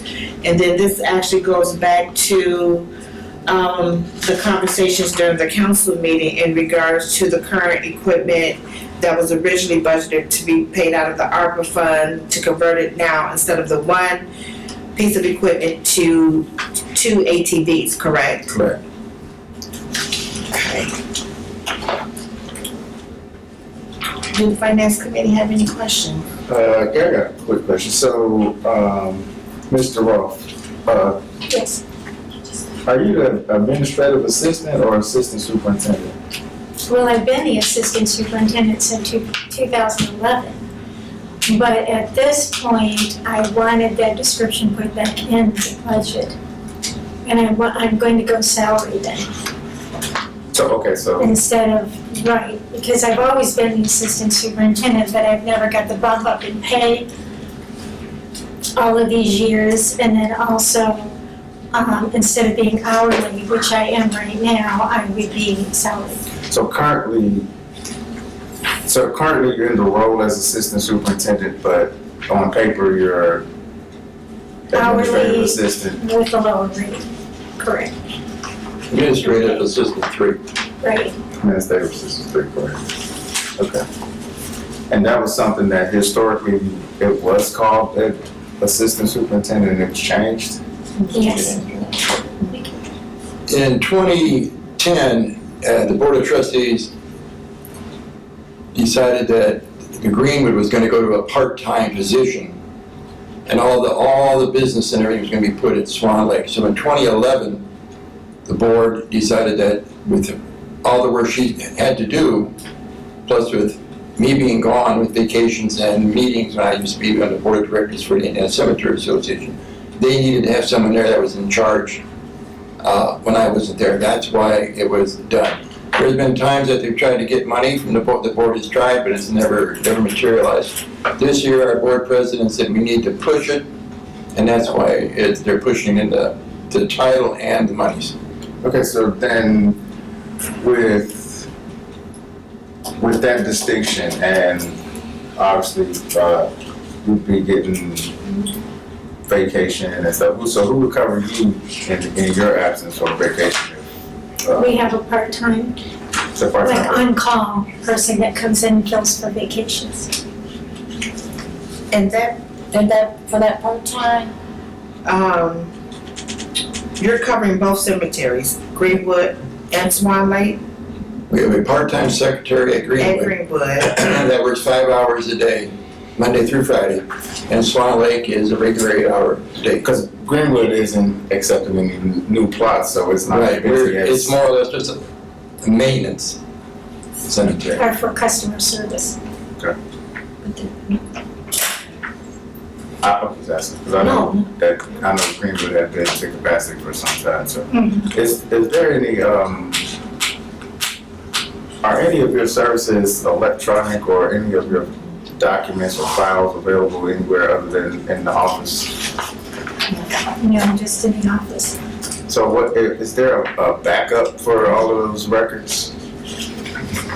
They're all backed, I believe they're all backed up on a basis, excuse me, on a weekly basis and plus they're all in a fireproof, vault and safe. Okay, that's Was that done within the past 2 years? What's that? Was that, what you just stated, was that done within the past 2 years? It's been ongoing for a while, yeah. Yes, ma'am. And When you say backed up how? I don't know, little disk type On a things. hard drive? Yes, ma'am. I guess that's what they are, I'm not sure. And we had this conversation. Cloud backups. I just know because I've been in there and I've had this conversation because I don't believe at the time they knew who I was. And I asked those questions. And my reasoning is because I know that a lot of bereaved families, it would be more beneficial if you were able to modernize how you advertise to be more accessible and for backup. I know you have your computer systems, and I know that you have your file cabinets that's probably now they're still file, they're file cabinets, that's fire. But it should be something more sustainable and that's enduring to assure. And if someone is wanting to look for a plot, Greenwood Cemetery is not always accessible for when families want to come out or have questions, because there's been times where I've had families or just people that has reached out that had some questions and there was no one there. In the office, there was no one there. And again, I was told that as far as having access to a computer system, that there was an issue with the connectivity with Wi-Fi or for the internet. It seems like we're the only county, we're probably not, but it seems as though we're the only county when it comes to our cemeteries is behind the 8 ball in order to access this information. When people come in, God forbid, we have another pandemic, we shouldn't be told to schedule an appointment and then when you get there you can't access, or you're getting papers just on a piece of paper instead of the actual documentation in itself. Bereaved families shouldn't have to endure that during those times. So I highly recommend, and I'll even say this to the mayor, this is a need. It is horrible customer service. It is horrible that we cannot, the citizens or the bereaved families cannot access that if they can't come into the establishment, or that everything has to be done right there. If you look almost anywhere else, you can access majority of all this information online, and we don't have that capability. So that is a need, and that's from all walks from the community here, and those that bury their bereaved here in Michigan City. I hear it from everyone, from a lot of different people, is what I'm saying. So I recommend, if we're budgeting, we're worried about position, salaries and positions and things as such, what about the community, the people that we all serve? They should be able to access this information, and the technology definitely needs to be updated. And hopefully, this wouldn't be another conversation come budget time 2025, because this needs to be done. It really does. I will appropriate funding to do that. I mean, okay. Can I get that in writing? Well, getting better internet service out there. It's always Well, that is an issue. That is a big issue.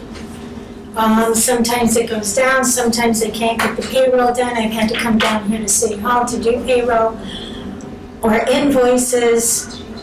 My check scanner, to do 6 checks, takes 4 hours. I can go back and forth, I can do my job, and then sometimes it just goes dark, of course, and I just have my fingers crossed that I can go back in there and start scanning that check again. And the same problem at Greenwood Cemetery. Well, that definitely should be an issue with connectivity at Greenwood. It is an issue at Greenwood. Then that sounds, Greenwood, we are currently addressing. We can take Comcast to Greenwood to get them a higher speed. But there is no infrastructure at Swan Lake. And we will not have the infrastructure out there until the runway extension happens at the airport. We don't have a business. Then we'll be able to have the fiber available out to Swan Lake to better serve their internet out there. intertwined with this? No, not that I'm aware of. Conversation with the council. We've been approached by one internet provider that said that they would install infrastructure out and provide a service, but they want to pass that cost on us. About $250,000, $250,000. Is, Swan Lake almost at capacity? Oh, no, no. We would have, at the current death rate, we have about 110 years left out there. Okay. That's interesting. We'll walk it out there before something. I won't be as long. Okay, are there any, yes, I got a question, you know, talking about, electronic, transfer, fiber optics and stuff like that, aren't there opportunities to get, like, some kind of modems that they can put on? I know they were talking about that in the county, about getting, federal money to, get the internet out in the county, and they were working on that, and they got a grant for it. You know, I think that there's some opportunities here that are being highly missed. That's a suggestion, and I think that we got an IT department, and I think that something needs to happen and happen quickly. And the discussions with the county about getting service out to Swan Lake and that section of Michigan City. But how would I, say if I was from out of town and I wanted to get information on a gravesite on where one of my loved ones is resting, how would I get that right now? Would I have to come out to the cemetery? Yes, sir, you'd have to stop at either Greenwood or Swan Lake physically and go to the office. Physically.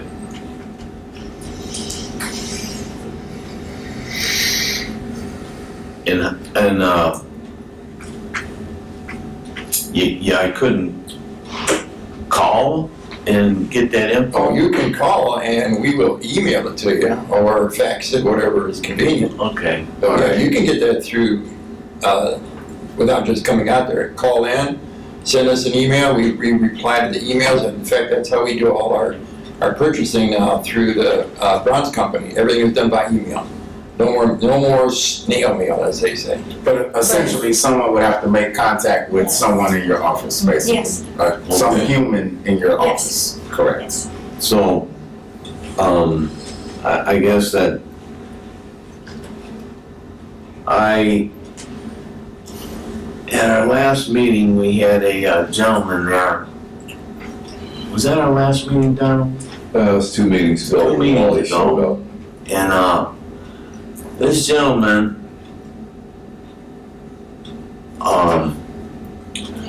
made a lot of remarks about his service and customer service at the cemetery.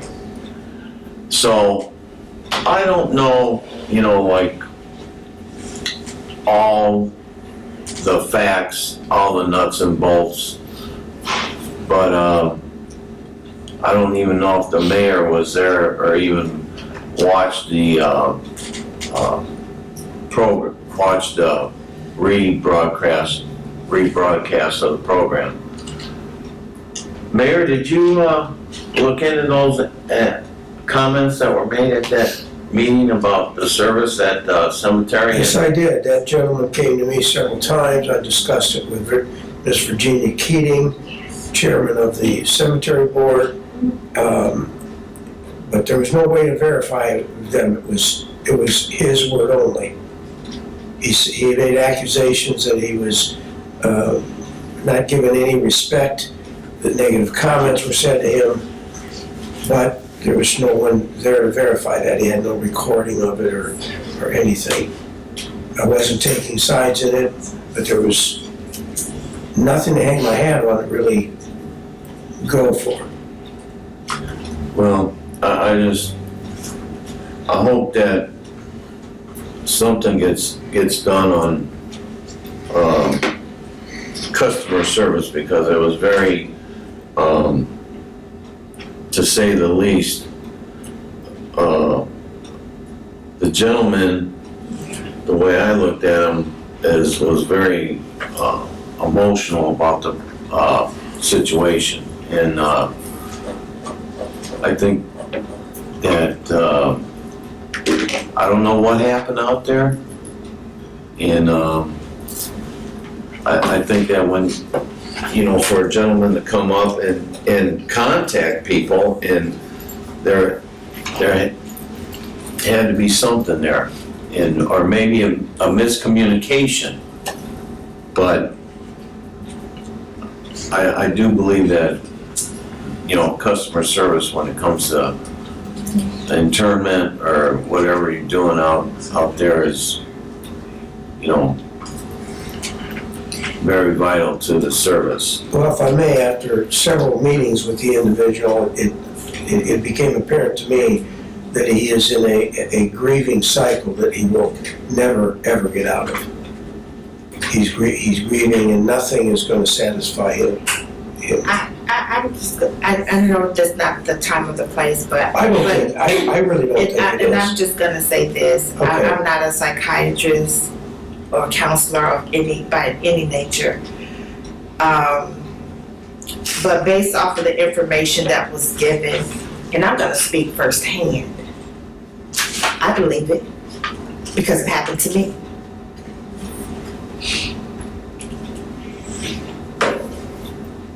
It happened to me. One thing At this cemetery with our personnel. those pictures, for one, of the maintenance of the buildings and the upkeep, I went out there personally. There was an incident where a gentleman that was killed on Highway 12. That was my uncle. And when that happened, I went out with the grieving mother, my aunt, scheduled an appointment at 10 a.m. to be there. The restriction for going into the city buildings were lifted. We were greeted at the door. You wouldn't even come outside or allow us in the office. You served us a piece of plain paper. Told the two gentlemen to take us to the sites. We picked out the 2 plots. I told my aunt, write those down, take a picture of the paper. These are blank paper, not a professional, not a letterhead, not itemized. So I believe it. But see, you didn't know who I was at that time, and I shouldn't have to identify who I was. I was a grieving niece with my aunt that day. And I've heard it more than once from all walks of life here in Michigan City. It's not of color. I've heard it from many people of the services of how they've been treated there. And going through all of that, they buried them in the wrong plot. They put the headstone on backwards. And I'm refraining from crying right now because if it happened to us, I can only imagine how many other people it's happening to. And that is unacceptable. It is unacceptable. They rectified it after the fact. But no person, no human being should be treated that way when they're grieving. You handed a piece of paper through the door. Oh, here. Didn't even allow us in, and we had a scheduled appointment to go into that building. But see, I was a city official, but you didn't know that. Well, Madam Chair, you're talking to me like I condone this. No. I hope you don't. I'm just saying, from what the gentleman said, I could only imagine, because I know how my family was treated that day. I've heard from other families of how they have been treated when they go out to conduct business. It's unprofessional. Did you address your upset to the cemetery board? To the cemetery board, Yes. I believe if I'm not mistaken, I want to say I sent an email to Ms. Keating. Okay. And then recently, this incident with the gentleman. How long About 2 ago was years, that? that's been about 2 years ago.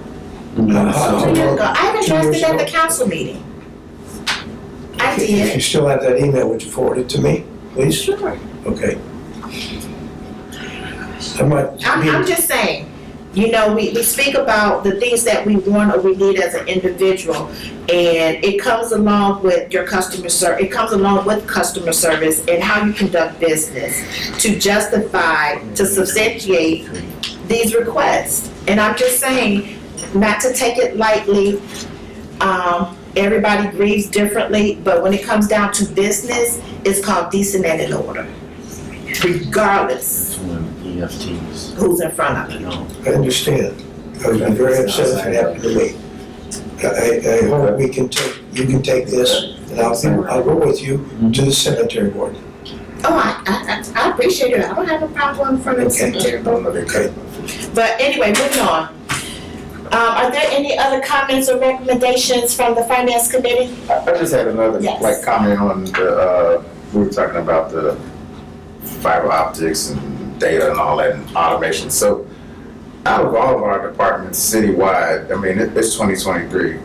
How easy is it to access records other than physically going to an office or contacting a human? You don't.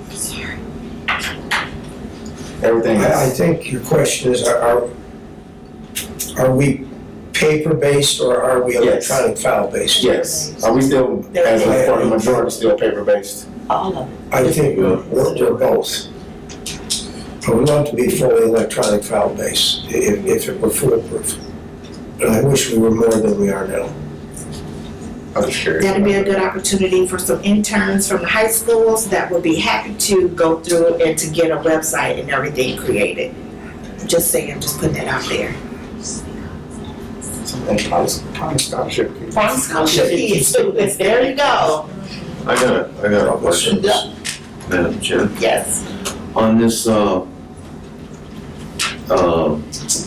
EFT of, $350,000, is that, is that just for, I'm sorry.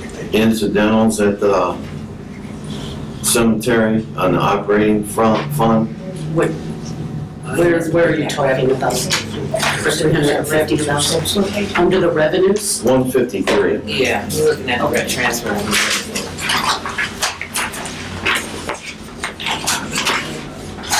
Yep, the transfer from the riverboat?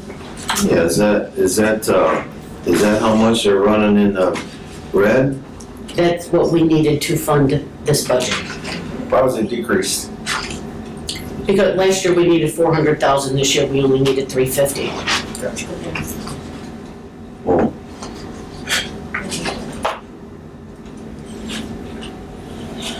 but that is, deficit, right? Or is that just a floater's budget? That's to fund the budget. They receive no tax dollars. So with one cemetery with no revenue other than the interments coming in, Well, that's, with the increase in the tax revenue this year, they don't get any tax dollars. I don't understand that. So it doesn't matter what the tax revenue increase is for Well, then this how come fund. we're not giving them money out of the general fund? It's a transfer from the riverboat, Why is it plus gotta be a their transfer? revenues from the Greenwood and Swan Lake cemeteries. Why is it gotta be a transfer? Why can't it come out of the general fund? Well, because the general fund doesn't have the $350,000 either. Well, good people, okay, all right. That's The general fund had $42,000 available after we funded the 2024 budget. how much did you say is available? Well, the revenues are $42,000 over the expenditures for 2024 in the general fund. Jesus Christ. Well, this year it was a deficit, so I look at that as a plus, that we were able to make adjustments to the budget that we could cover with our anticipated revenues. Which is the reserves? Well, no, just the revenues. Some. Yeah, to, Okay, so that was, Cover. that's not the right. how Yeah, much new revenue did we get? 4% 4%. of property tax the legislation capped that. I got it, Oh, bud. thank you, Donna. So are we finished Yeah. with the cemetery? I'm good. No recommendations at this time? The city finance have no recommendations for the Madam cemetery. Chair, Comment? Oh, I'm sorry, yes, sir. Okay. And these are for the Roxanne, first of all, could you go back to the explanation you had about the issue with checks and all the paperwork and what have you? What's that all about? Well, I have a check scanner out there. So that's what we do when we receive a check or cash or anything that has to be processed through the check scanner. In turn, it's connected to the internet service. So after I scan a check, I have to wait for that check to be processed, and that's time consuming. And that, once again, is because of no decent, connection out there. Yeah, out at Swan Lake. Correct. Okay, we don't have fiber optics to go out there. You don't have internet out there, correct? Well, I do have internet, but Right. excuse me, who's the supplier? Yeah, right now, we Then what's we the have a problem? booster. What seems to be the problem? We have a booster from Verizon, but at times, the internet connection can be sketchy, and it would just depend on how many other thousands of people are out there on the Verizon network at that time. Okay, so. I know we're researching, I know IT is researching other options for out there. Okay. While we wait, like I said, for the runway extension, we'll be able to bring fiber optic Okay, to the cemetery, but that's that's. probably years down the road. at least 5 to 7 years down the Okay. road. So basically, it's just an issue that you have to deal with on a day-to-day basis, Mhm. and it's nothing that's gonna be fixed overnight. And what happens is it times out, Okay, and then it's like you almost have to start over. okay, So if it takes too long to process, the program, because of the security, will time out. okay. If you remember way back to dial-up, do you remember dial-up? I know this is probably just me being ridiculous, but do you have to accept checks? Well, we run into the same thing with the credit cards. Because it's all processed electronically, it has to be processed. Yeah, Through the same- like a cashier's check or cash, they don't take any waiting time. Well, we still have to run it through our financial system. It still has to be run through the financial software. Yeah. And if the internet is running slow, because of the security But involved if you in have our a financial certified software. check, you don't have to do it right then and there, do you? Yes, any checks, Well, you want the person to give a receipt, that's our policy. If you hand us a check, whether it's a cash check or a credit card, we're going to give you a receipt for what you just paid us for. Ideally. That's our policy. And, with our internal controls and everything, every customer gets a receipt. Right. So, and we're very well aware of this problem, and we, I know IT is constantly looking for ways to get it improved out there. Sorry, you have Cash to, is sorry you have to do with if you give that. us cash, that's Cash can be within a couple quick, minutes. You put a check in and you're waiting for quite some time. Because it has to upload the image and everything else, so that's what takes the time. Okay, next question, moving on. This part-time individual that's working down at the Greenwood Cemetery, do they get benefits? No. Okay, Vacation, Oh, vacation, Just like you said on the- yeah, they get reduced vacation and sick time. No insurance, no retirement. okay. Since the robbery that took place at the Greenwood office, has the vault been fixed and has the money issue been resolved as far as where the money's kept and who keeps track of it?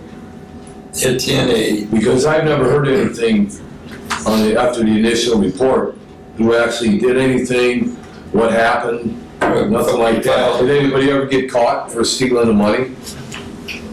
we filed a police report like we were told to, and few days later, whenever it was, the police said that it was closed because there was no evidence at the time. Okay, so what's going on with the money then?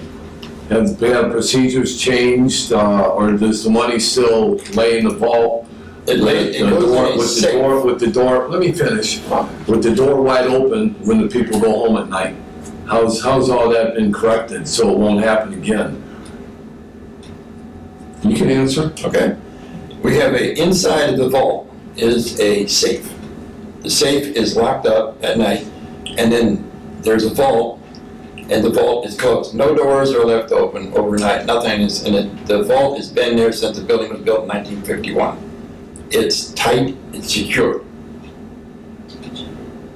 Nobody, man, that's. So you can't open the vault door? No, sir. Okay. Okay. I'm just trying to find out. I mean, there was money stolen, and I just want to like to know what the procedures are. You know, I don't know who gets followed through on it. I know the city council doesn't because, you know, I've heard time and time again, we have no jurisdiction over the cemetery, and I understand all that. But, you know, it's still a city department, because here you are asking for your budget to be approved by the city council, but yet we have no jurisdiction over the operation of And supplemented by the cemetery. So I have a little bit to add to that.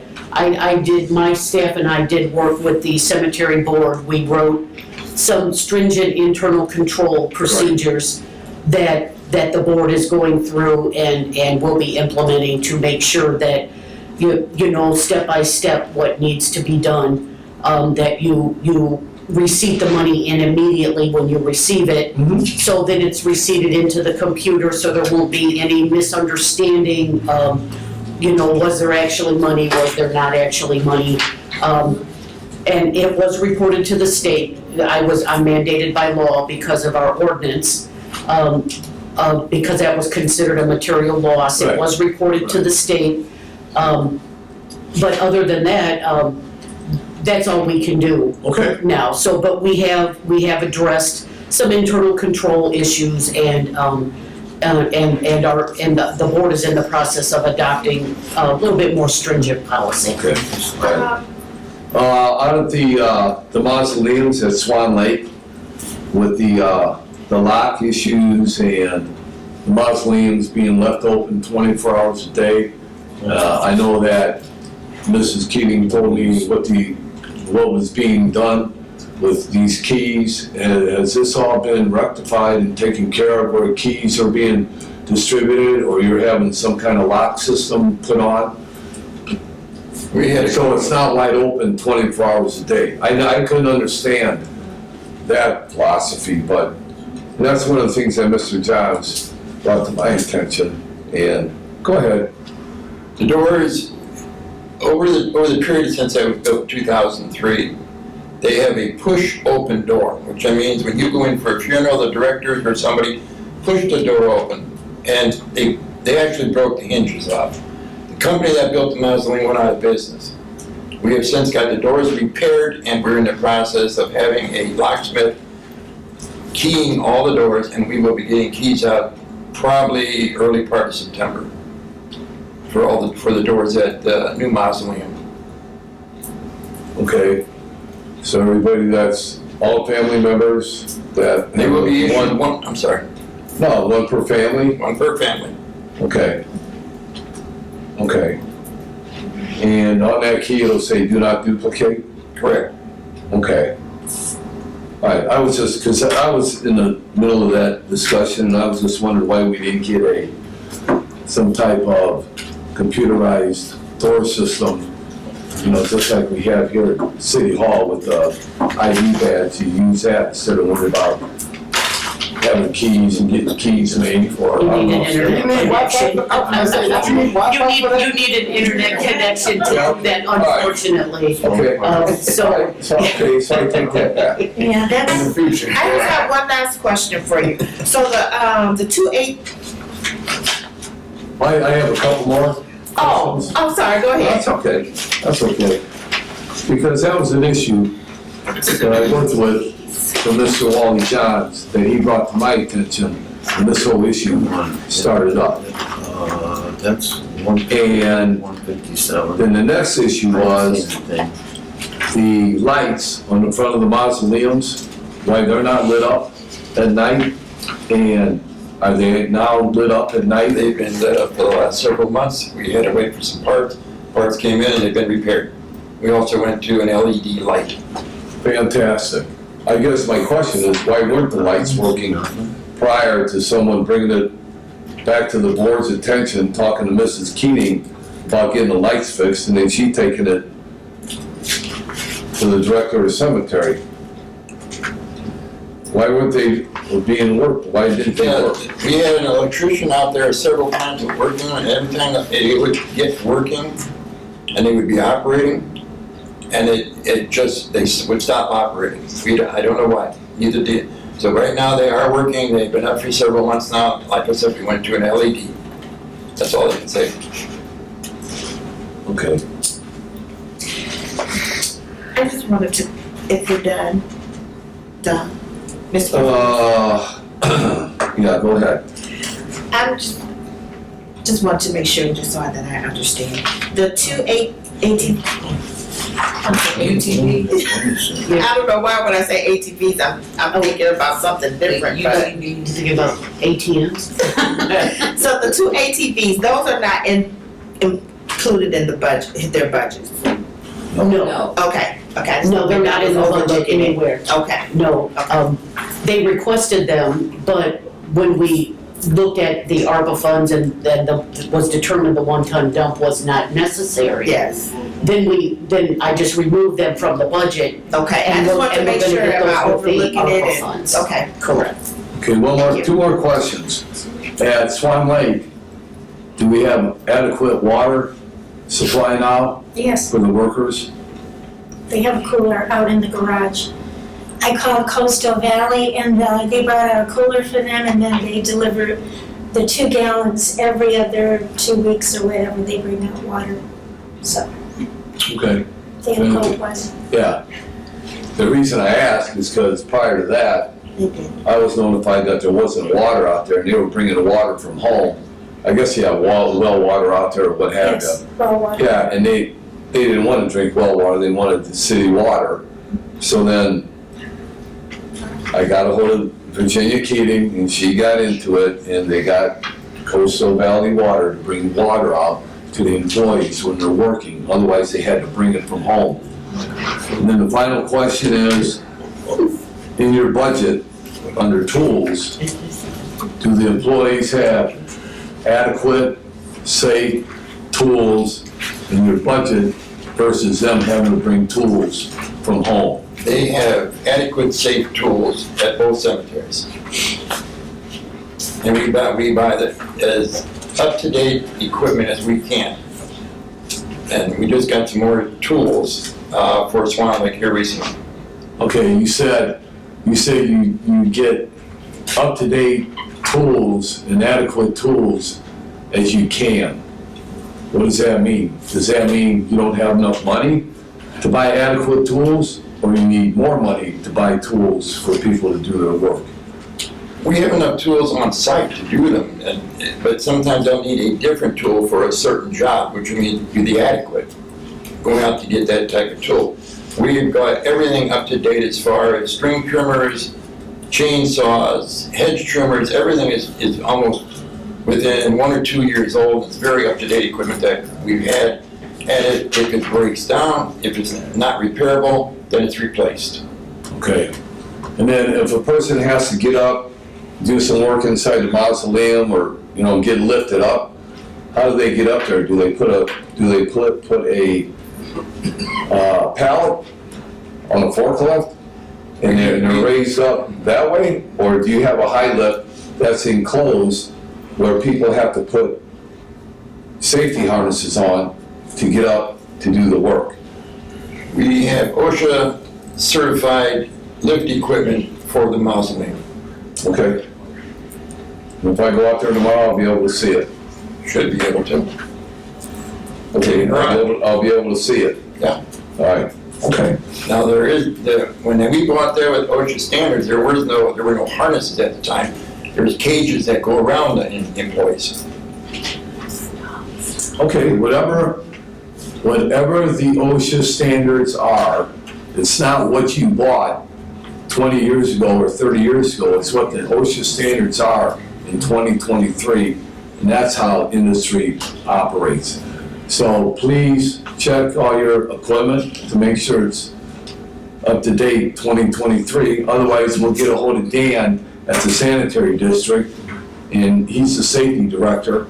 He can go out there and take an inventory of your tools and see what it looks like to make sure that they're safe, both there and at Greenwood Cemetery. Correct, Mr. Mayor, we could do that? Yep, that's fine.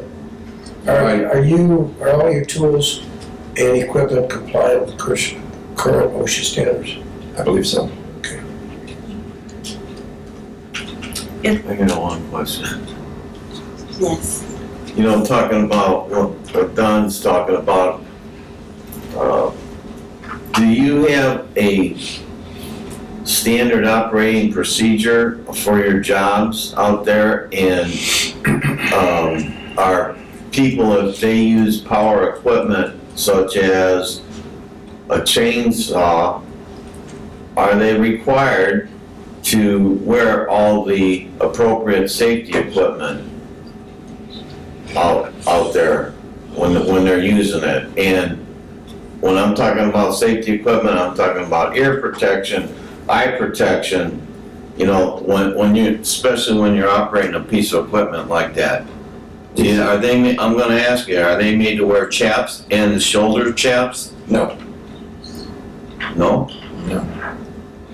We have hearing plugs and hearing sets, and we have eye protectors, gloves as needed, but never had the chaps, no. No? No. But they do use chainsaws, right? Oh, occasionally. Yeah, they do. Well, you know, I'm just saying, when you're talking about safety, I'm thinking now about the cemetery, Parks and Rec, vector control is, maybe we need to have that, Dan, do a investigation on all these different departments are running in their standard operating procedures on safety equipment. That would be good. I think That would be good. you know, maybe we might want to get into that, because I do know that an injury sustained is big time. But, you know. If there's no recommendations for the cemetery by the finance committee, the budget, there's no recommendations at this time by the finance committee. Thank you. Next we'll have up, last but not least.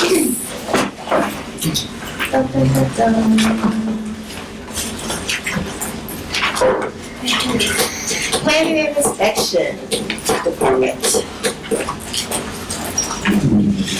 Yeah, sure. You'll love that. You leave it. You'll love that. Page 14 done.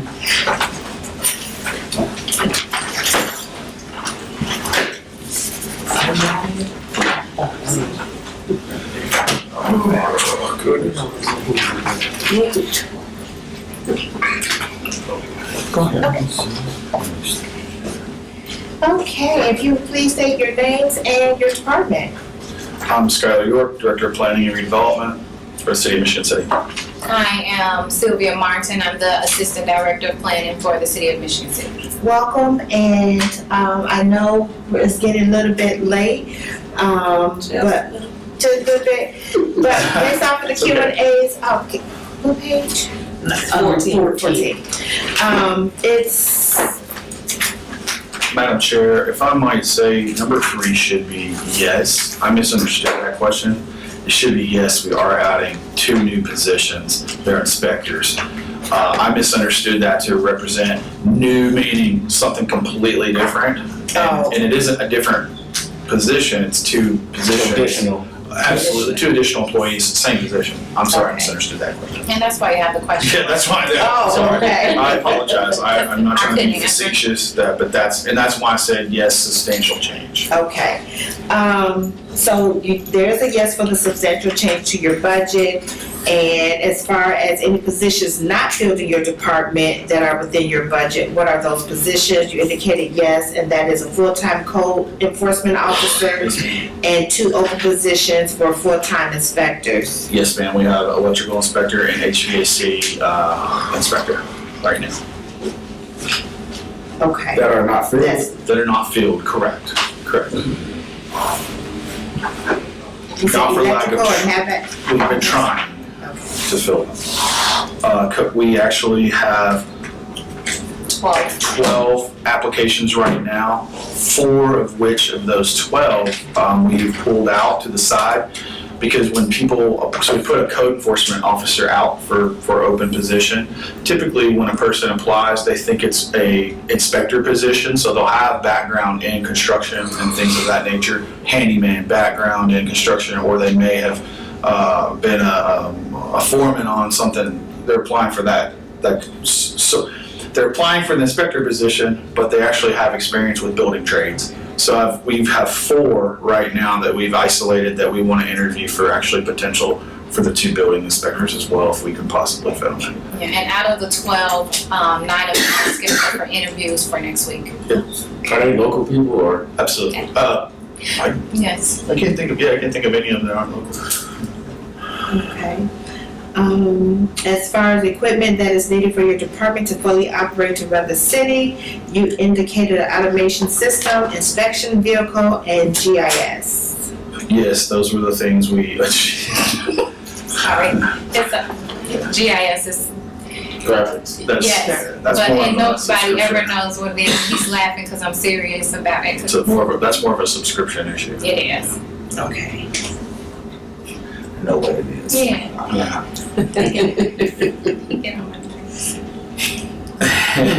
And vehicles and fleet update, So I'm sorry.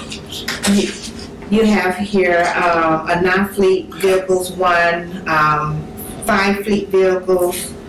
You have a 2021 black Jeep Cherokee, a 2020, you have 2 of those, a 2021 white Jeep,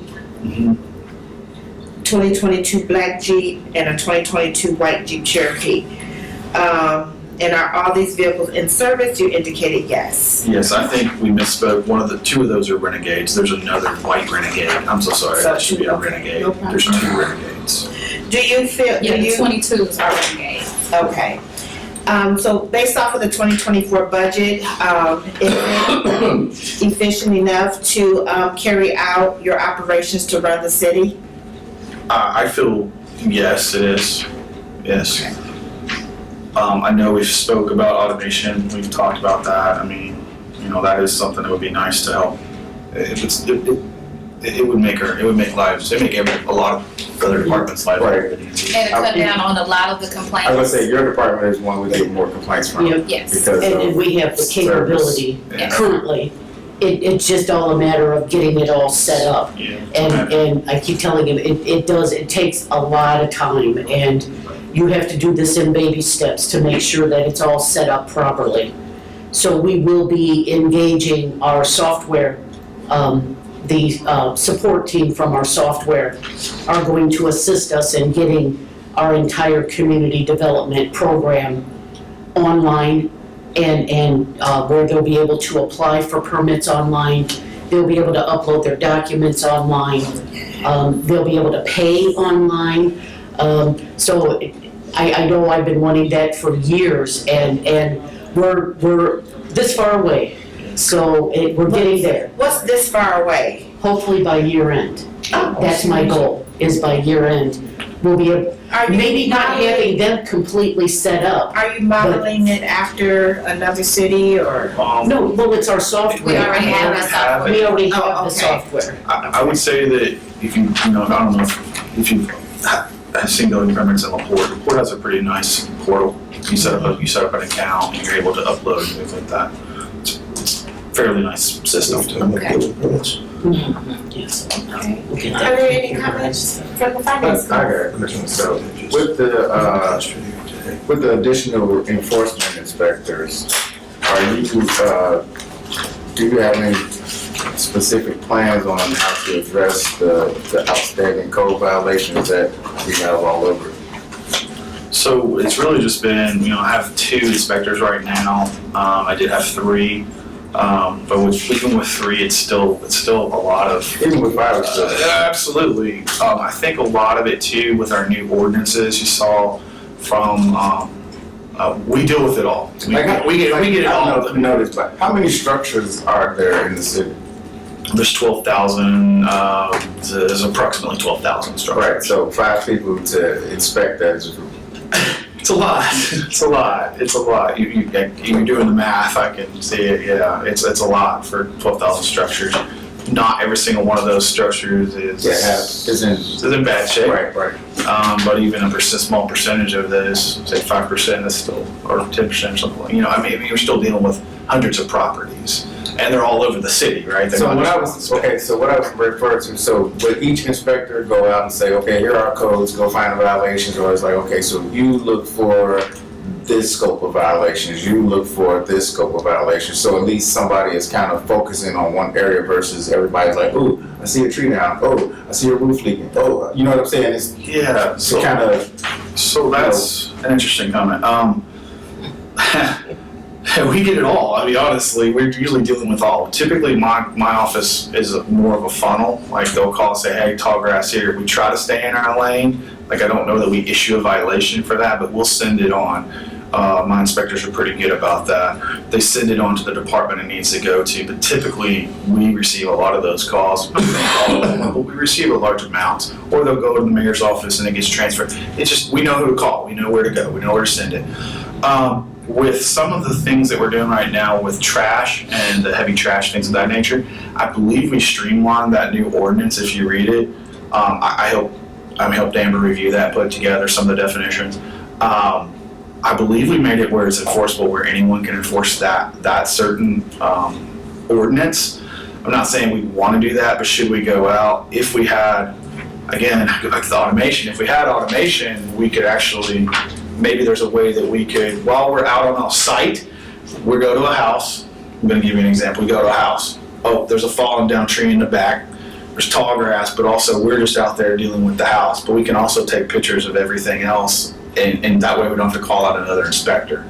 Does that make sense? Like, there's some streamlining that we could do with that. It may not necessarily be us writing the citation, but it might help to have it already in the system. Right, But I think, I'm sorry to interrupt, I think you mean as far as, can you segue the city and give each code enforcer a portion of the city to be not responsible necessarily for? like a portion, but a specific, like, okay, I know we have like. Maybe I didn't understand the question, I'm so sorry. We have electrical inspectors, plumbing inspectors, general building inspectors, but then there are still other violations that are outside those scopes. Absolutely. So are the other inspectors to just generally inspect, or are they looking at specific things? Like, you go find all the broken windows, you look at all of the gates that are in disrepair, or something like that. That's what I'm trying to figure out. I'm sorry, I misunderstood completely. To get you a whole other situation. I went to a whole different thing. Yes, the answer is yes. Okay. So with the inspectors that you have that are open positions with the 2 full-time inspectors, the inspectors are focused mainly on new construction, remodel, anything new. So a permit. They're literally reviewing a permit. They're going out and inspecting that. The code enforcement officers, those guys are, or ladies, are out there doing, they're inspecting already built property that may be in disrepair. Okay, so yeah, I think I said inspector. So I'm sorry, I just want to clarify. Yeah, just to clarify so everybody's on the same page. They're looking at things like the house itself. They're not necessarily dealing with tall grass, although we do sometimes. But they're looking at the house, they're looking at the shape of the house, they're looking at, is it vacant, is it habitable, does it need to be boarded up, broken windows, gutters falling off. They're all doing that type of, they're all trained or have the ability to do that. For code With the enforcement. capacity, they kind of have to just get it where they fit in.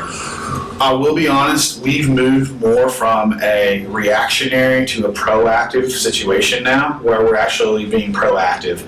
I have to give my officers credit. I believe that in the past, we were more reactive, now we're more proactive, where if we go out and see, we get called out to one place, or see a broken window, we're turning around, oh, there's 4 more broken windows. It's all getting code violations at that point in time. We're not just dealing with the one issue, we're dealing with all of it, or a block at a time. We're being better about that, but we'll say that. Can we issue a beat to them, if you will? I call it a beat, like back in the day, you had kind of your areas. Like how we're districts, wards or absolutely, your wards. Other cities do it that way. We've tried to do it that way before. We've tried to do it that way. I feel like every time we kind of almost get there, we lose a person, and we never can quite get it there. With 5 code enforcers, maybe we possibly could get it into more of a districting. Not saying we obviously we can't do it by ward because we don't have that many people. Yeah. But there's certain areas that don't have as much code enforcement. I mean, that's just the reality of it. And that would give us a total of 5 code enforcers and potentially 3 inspectors. Yeah. So with that 12,000 structures, it divide a lot better.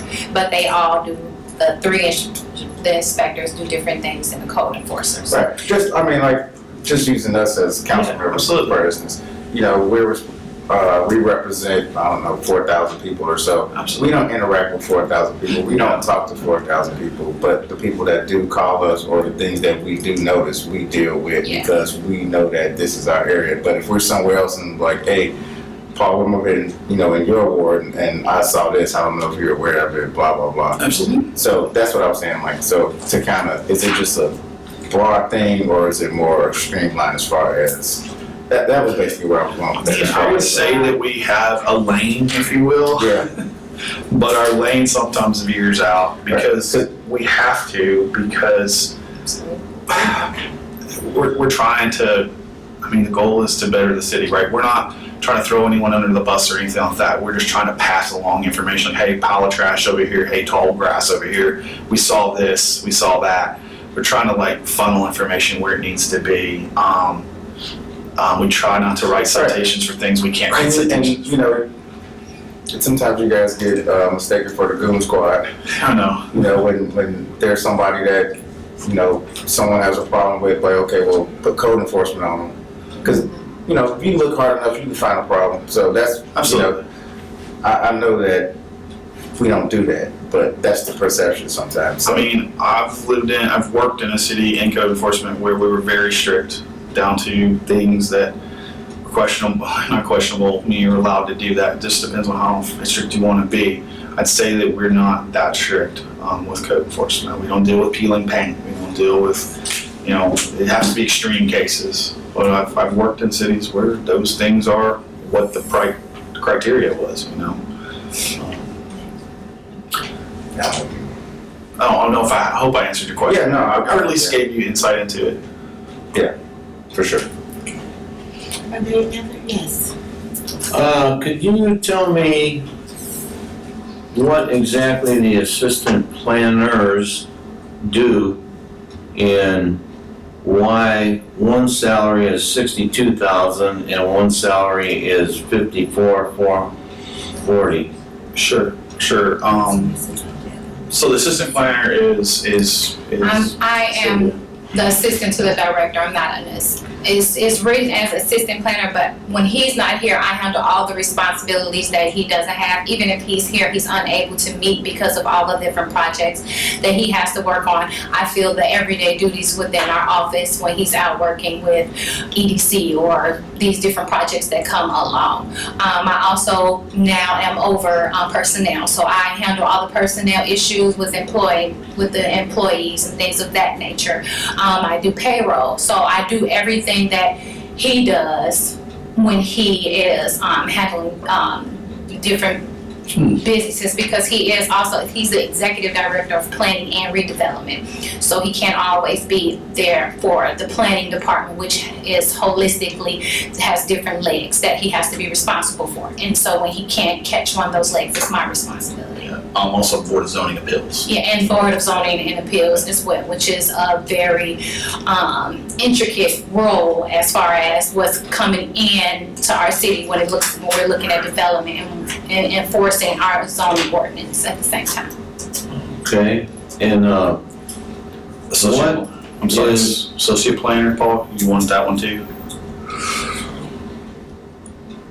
You mentioned both of them. okay, I see, yeah. Yeah. Yeah, what is the associate? Yeah, so the associate planner is more of a technician job. In other cities, it's called a planning tech. What a planning tech does is that is like your day-to-day permitting. That's your permitting, zoning, demolition. They're reviewing, we call it P&Z in other cities, permitting, zoning. It's current planning versus kind of me and her do more long-range planning, projects, things of that nature. Permitting and zoning is taking permits, reviewing it for zoning, reviewing the site plans, making sure that it fits into the zoning code, making sure that the permits get processed, and then they go on to the building commissioner at that point in time for actual construction permits. So that's kind of the difference in current planning versus long range. And what, how much money did you guys bring in last year on, permits and fines? I don't really see anything in here. Is that stuff tracked? It's on page 1. I don't know if we have it in ours yet. You probably don't have that. It's on page 1. It's in the revenue, It's in the revenue section. Oh, it's in the revenue section? Correct. Yeah, it's the revenue that helps fund the general fund. Okay. So, I gotta ask, with the streamlining of this, ordinance proposed, that I had several cases of trash at say a building area, and then trash in the backyard. And then I called the sanitary district, and I called the inspection department, and I'm told, well, I told them about the address, and then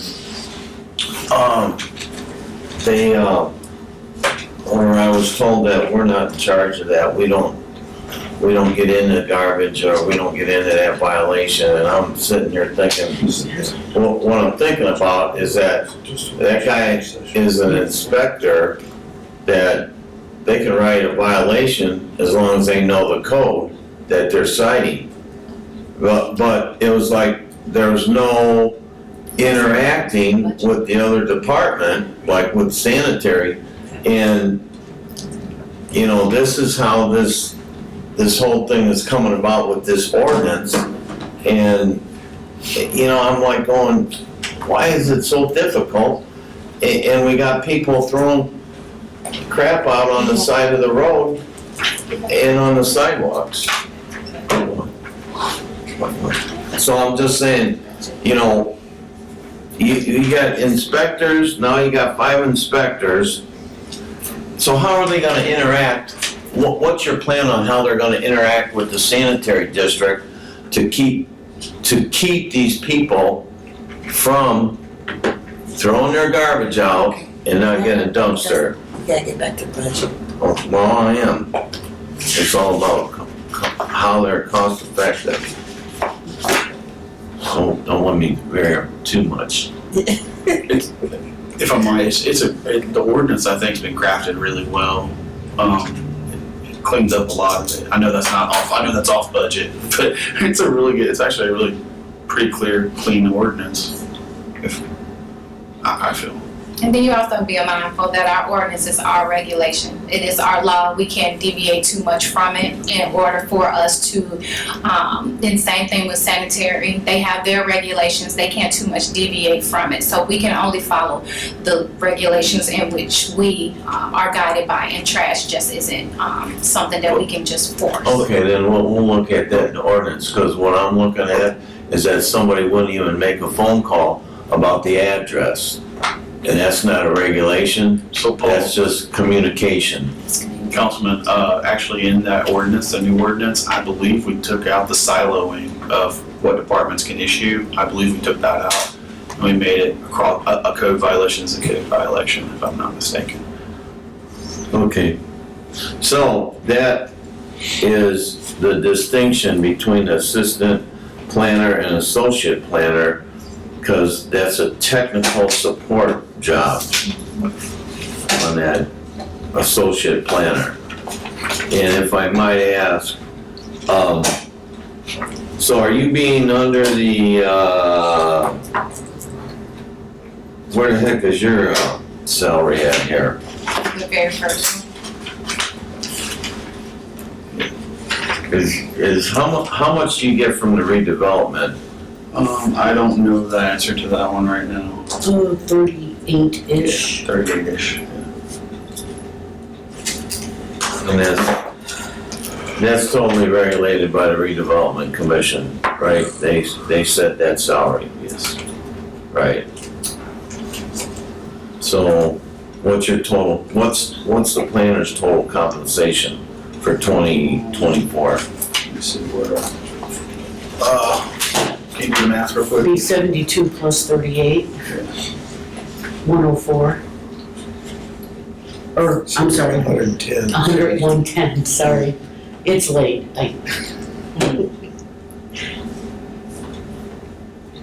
Okay, thank you. Are there any other questions? If there are none, there's no recommendations by the finance committee for, the planning and inspection. I'd like to thank you all for joining us for the 2024 budget hearing. We will resume tomorrow at 5 p.m. Thank you. Thank you. Sorry.